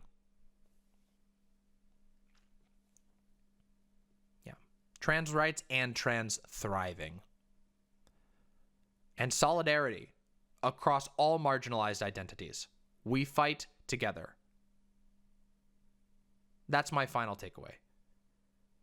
Yes, that happens. It's unfortunately across Crescent Creed, colorism is a thing. Like, it's a real thing. Like, I saw it firsthand with my partner. By the way, my partner who I was mentioning, my ex who I was with her for almost 7 years.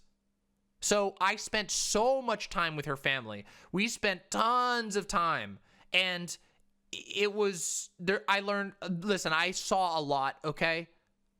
It's just, yeah. Look, all I'm saying is that, again, everybody has problematic beliefs, and we should encourage people to grow from them. That doesn't mean that you accept the beliefs as they are. Are they doing well now? I don't know. I haven't talked to them. Unfortunately, our relationship didn't end up being particularly healthy. That's a story for another time. I'm sure they're doing fine. They were extremely, extremely good at what they did. And so I imagine they're succeeding greatly. She was so talented at what the industry she worked in. She worked in hospitality. She was so talented at that, I could barely believe it. It was unbelievable. She was amazing. Like, had the brain to understand hotels and hospitality. It was amazing. I wouldn't be surprised. I haven't checked in with her in a while. I wouldn't be surprised if she's a general manager of a major company at this point. So I would not be surprised even in the slightest. It was like she was so passionate about it. Our relationship didn't end well, unfortunately, but that's life, you know? That's life. That's life. Doesn't mean you don't learn stuff together. It doesn't mean you don't have adventures. We traveled all over the place together. I traveled everywhere with her. Yeah. So. Yeah. There's a huge thought in Latin American communities about bettering the race through relationships with white people. Yeah. Okay. Yep. Goddess Trans Girl, literally, my ex's mom used to pressure her, like, oh, you did so good, because I remember at the time this was pre-transition. It was like, oh, you did so good getting a tall white person.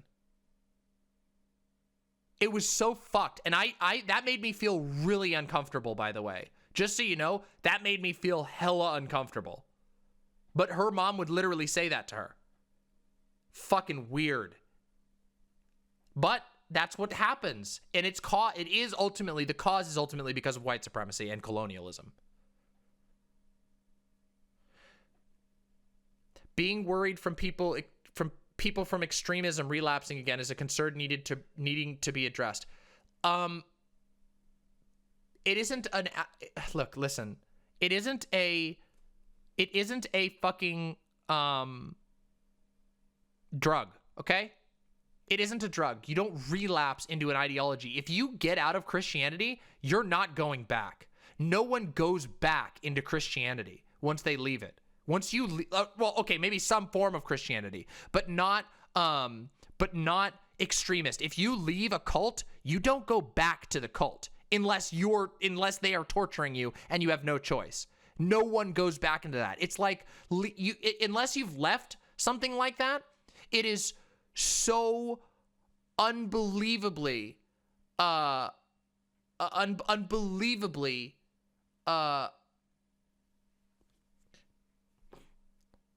was I going to say? It is so unbelievably difficult to go back. It's like trying to put yourself into a mind prison. There are ways you can backslide. Yeah, but not really.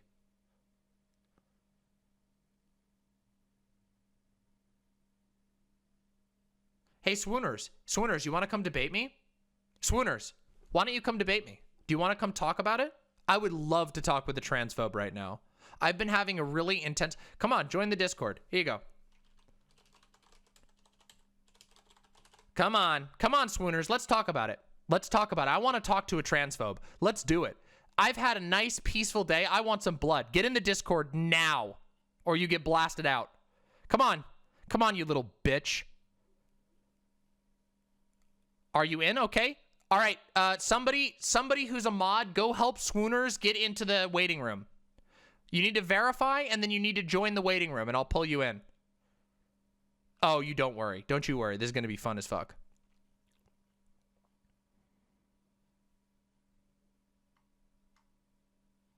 I haven't had blood in a while. I'm sure they're going to have great arguments. I'm sure, with their amazing arguments here. Come on, Swooners. Where the fuck are you, you coward? Show up. Where the fuck are you? Come on. No, you're not in the waiting room. You need to verify. Read. Use your eyeballs to read. Oh boy, you're illiterate, aren't you?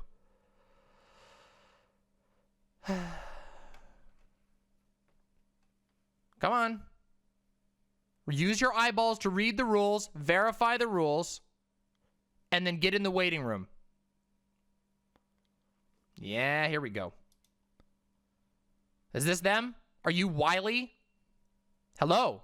Are you Swooners?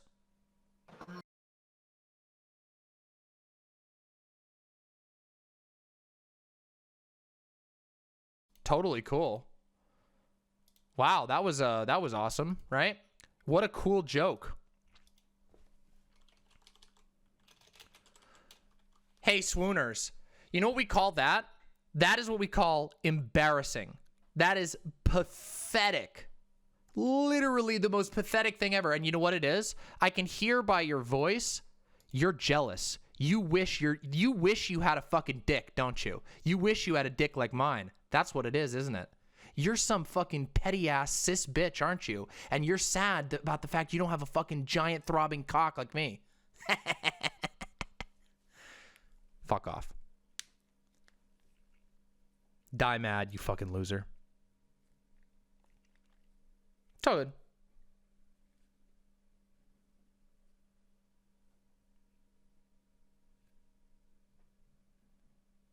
Anybody else? Anybody else want to come on? Any other jealous little fucking sad bitches want to jump in? All you got is literally repeating a slur over again because your mind is a fucking soup? Yeah, of course it was anticlimactic. That's all they got. Are you fucking kidding me? Conservatives got nothing. They don't have shit. You wait all day ready to challenge a conservative at any second, and all you get is a soup-brained, weak, jealous coward.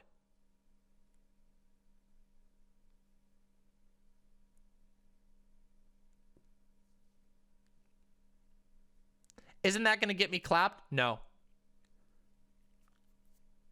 We'll just take down the VOD immediately. It's all good.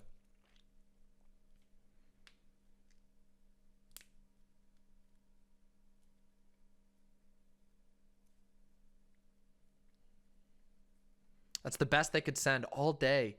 These conservatives are so pathetic. They're so embarrassing.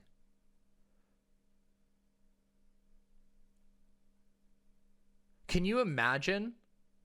Can you imagine living in existence like that? Remember what wait. Remember how literally before that person came in, I was talking about how it's a mind prison? Is that not the perfect example of a mind prison?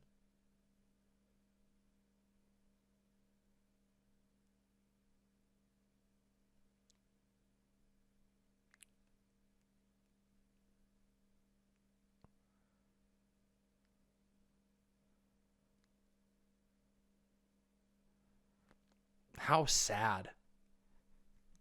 How fucking sad. Do you know what? You want to know what I feel right now? Chat, do you want to know what I feel right now?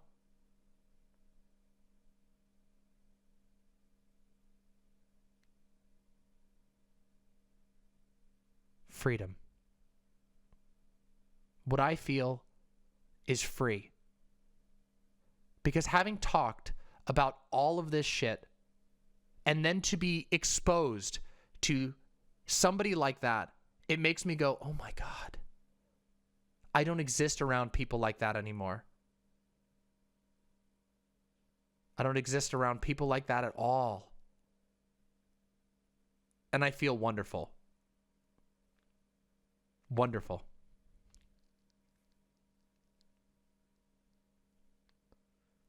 It's a good feeling. And that's why it is important for us to be loving to people who aren't doing that anymore. Well, to be fair, most of the people who make it out aren't ever at that point. But by the way, DM, when I said backsliding, I meant that there are ways for people to convince themselves to not critically think about their religion. Yeah, but those people haven't left it behind. There are lots and lots of people. Thank you, Goofy for Jesus. I appreciate that. Oh, thank you so much, Kindred Mender. Oh yes, absolutely. The hardest part is taking that first step. I've described it this way before, but the right-wing ideology is it's like a shell of a nut or an egg that's wrapped around your brain. And once the cracks start showing, you're probably going to break. It's probably going to break. Almost always. Now, it can survive a couple of little cracks, but if you get a big crack in there, you can start to see out, and it is human nature to go, I have to see.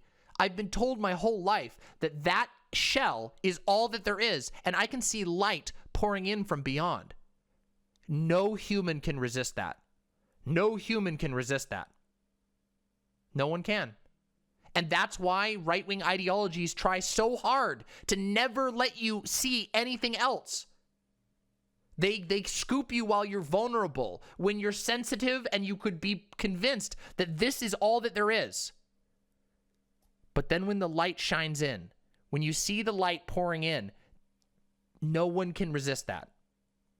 No one can. It's just true. And the feeling that you get when you finally squeeze your way out of that choking, dark prison is like nothing else. And I hope that every human can achieve that, can understand that. And I know there's more for me to even go. There's more for me to learn. It's like a tree growing from a nut.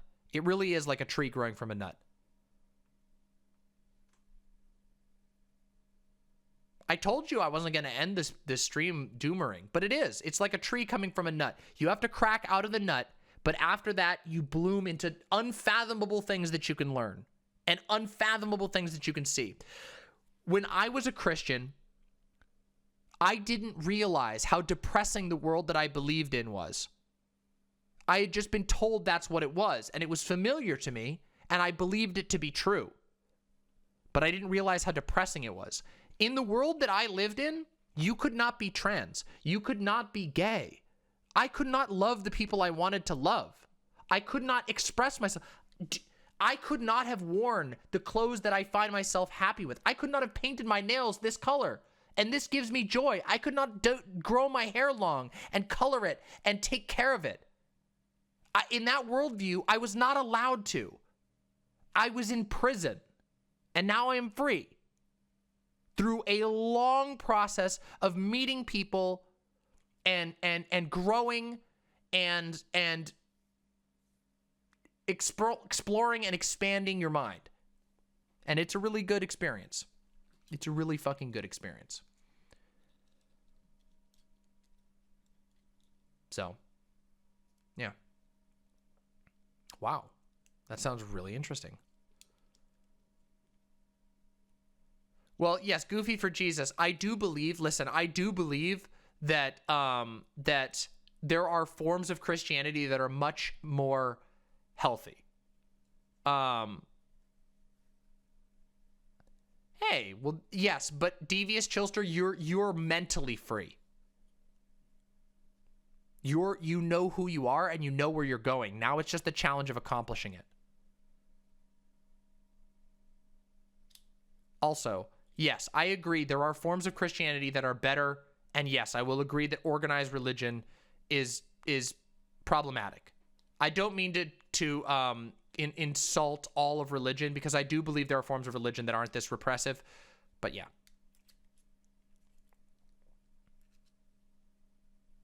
Yeah. We definitely don't have enough time tonight to do the whole Milo Yiannopoulos thing? I don't know. Maybe we do. We have 191 viewers. How late is it? It's 11:30 though. Thank you, Goofy for Jesus. I appreciate that. I recognize sometimes I'm a little careless with my shorthand, but yeah. Yeah. Yeah, I know. 191 at almost midnight. By the way, if you're watching right now, you should sub to my YouTube channel. I usually stream on YouTube, and there's all kinds of amazing content up on my YouTube that you can watch if you thought this was awesome. I'm streaming on Twitch tonight because YouTube went down, but if you go over to the Demon Mama YouTube page, which you can see right here, I think. There it is. Yeah, youtube.com/c/Demon Mama. You'll be able to catch all my streams. And if you join the Discord, you can hang out with all of these fucking awesome people you see on the screen, and you can get access to all the other cool stuff. Our Discord is fucking awesome. Our Discord is so cool. We do movies. We have a bunch of creative channels where you can learn from other people who are creative. It's amazing.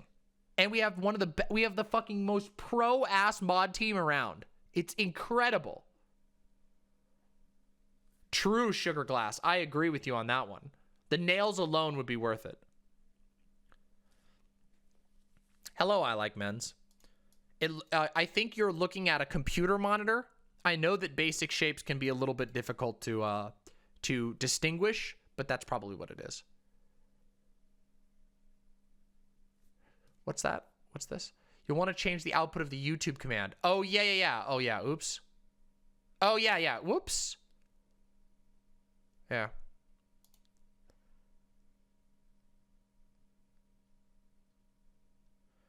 Some conservatives simply conserve liberal values. No, I don't really agree with that. Conservatism is a very complicated. Conservatism is a very complicated ideology, but it does not conserve liberal values. It seeks to protect the status quo at basically any cost. And that is an inherently toxic ideology. Humans thrive because we can adapt. Conservatism is anti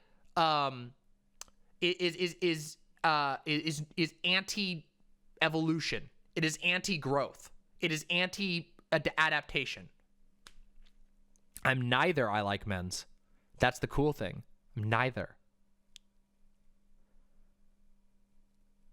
You would have never been able to guess. I am neither. Isn't that cool? It's very cool. It's actually very freeing. I have ascended through gender. What am I? Your worst nightmare. I am a god. You are feasting your eyes on a god that you cannot comprehend.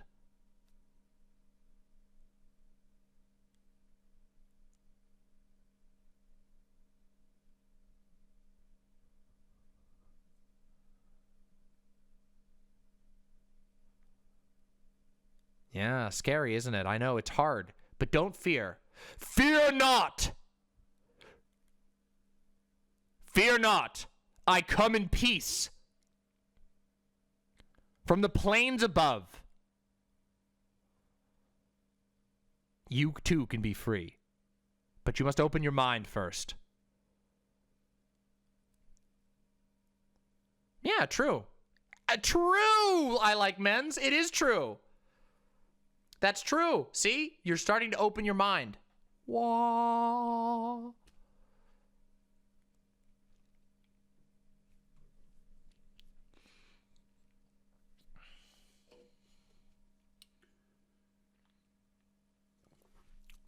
Well, thank you, Kindred Mender. I appreciate that. I don't know. Do I have the energy to do the Milo thing? It's so fucking late, and I still got stuff to do tomorrow. We have 174 viewers. That is a lot of viewers. I would hate for that to go to waste.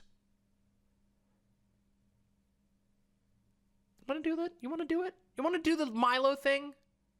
You want to do the Milo thing? I am hungry. Or should we save it for Friday? Because we still got to do Friday. Let's do the Milo thing on Friday, okay?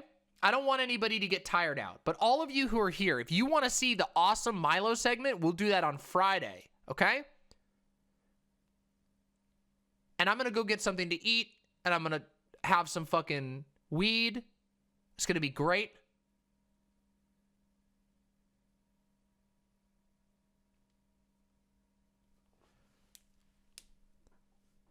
Well, guess what? You can conserve things without being a conservative, deep smoo. We can talk about this more in the future. Real quick, before we end, I just want to... Hey, thank you so much, Dopamine. I had a really good time on that panel. We've had a super wholesome week this week, besides that one person who came on and said a lot of slurs because they're stupid. But I do want to say... Today was great, and we are growing. Despite many challenges, this channel is growing, and it is only going to get better. Soon, we are going to have an even more awesome backdrop and new content, all kinds of cool as fuck shit. And we're only going up from here.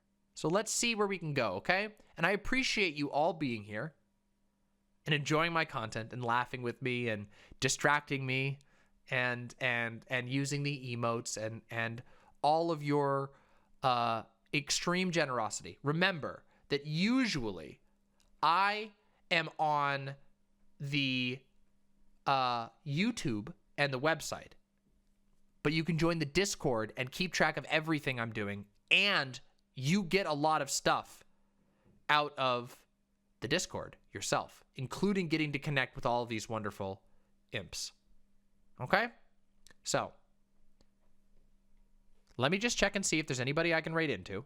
Let me just check. I don't know if there's anybody even streaming right now, but let's check. Let's find out. There is. With the 5 hey, more. No, not that. I don't know what that is. Let's look into this. What do we got?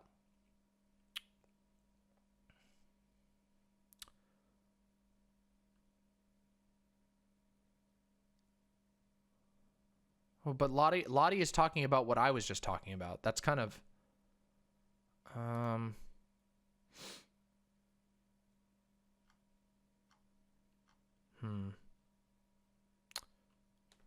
Wait a minute, I can't do... I'm not going to raid Destiny. Oh my god, actually that would be really funny. He's playing Darkwood. Hey, at least he's got good taste in games. That would be really funny, though. No, that's such a bad idea. That would be funny, but it would be so bad. No, wait. Why are you encouraging me to do this? That would be funny. It would be really funny. There's no way. Oh my god. It would be funny, but a bad idea. Okay, wait. I need help. Help! I need my advisors. I need my advisors. I need my advisors. Help! Gina, help!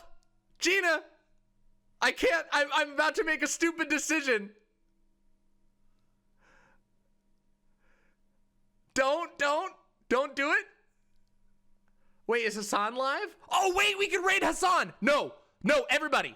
We are raiding into Hassan, okay? Listen up, you imps. There's 180 of you. We are raiding Hassan. I never raid up. I always raid down. But today, we are raiding up. All of you. I want you to go in there and I want you to tell Hassan that Demon Mama loves the fuck out of his content. And that someday, he should come talk to us, okay? Okay?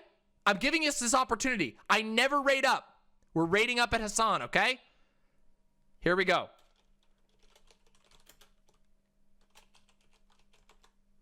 Here we go. Why is it not raiding? Why can't I do the raid? Hold on. Wait, the raid didn't work. Hold on. How do I do the raid? /raid. Here we go. All right. I want to see you all in there. 59, 72, 82, 88. Get in the raid, everybody. Go over there. Even if you don't stay forever, go give love to Hassan because it's a huge opportunity, okay? Go give the love. Spam the Pompo emote.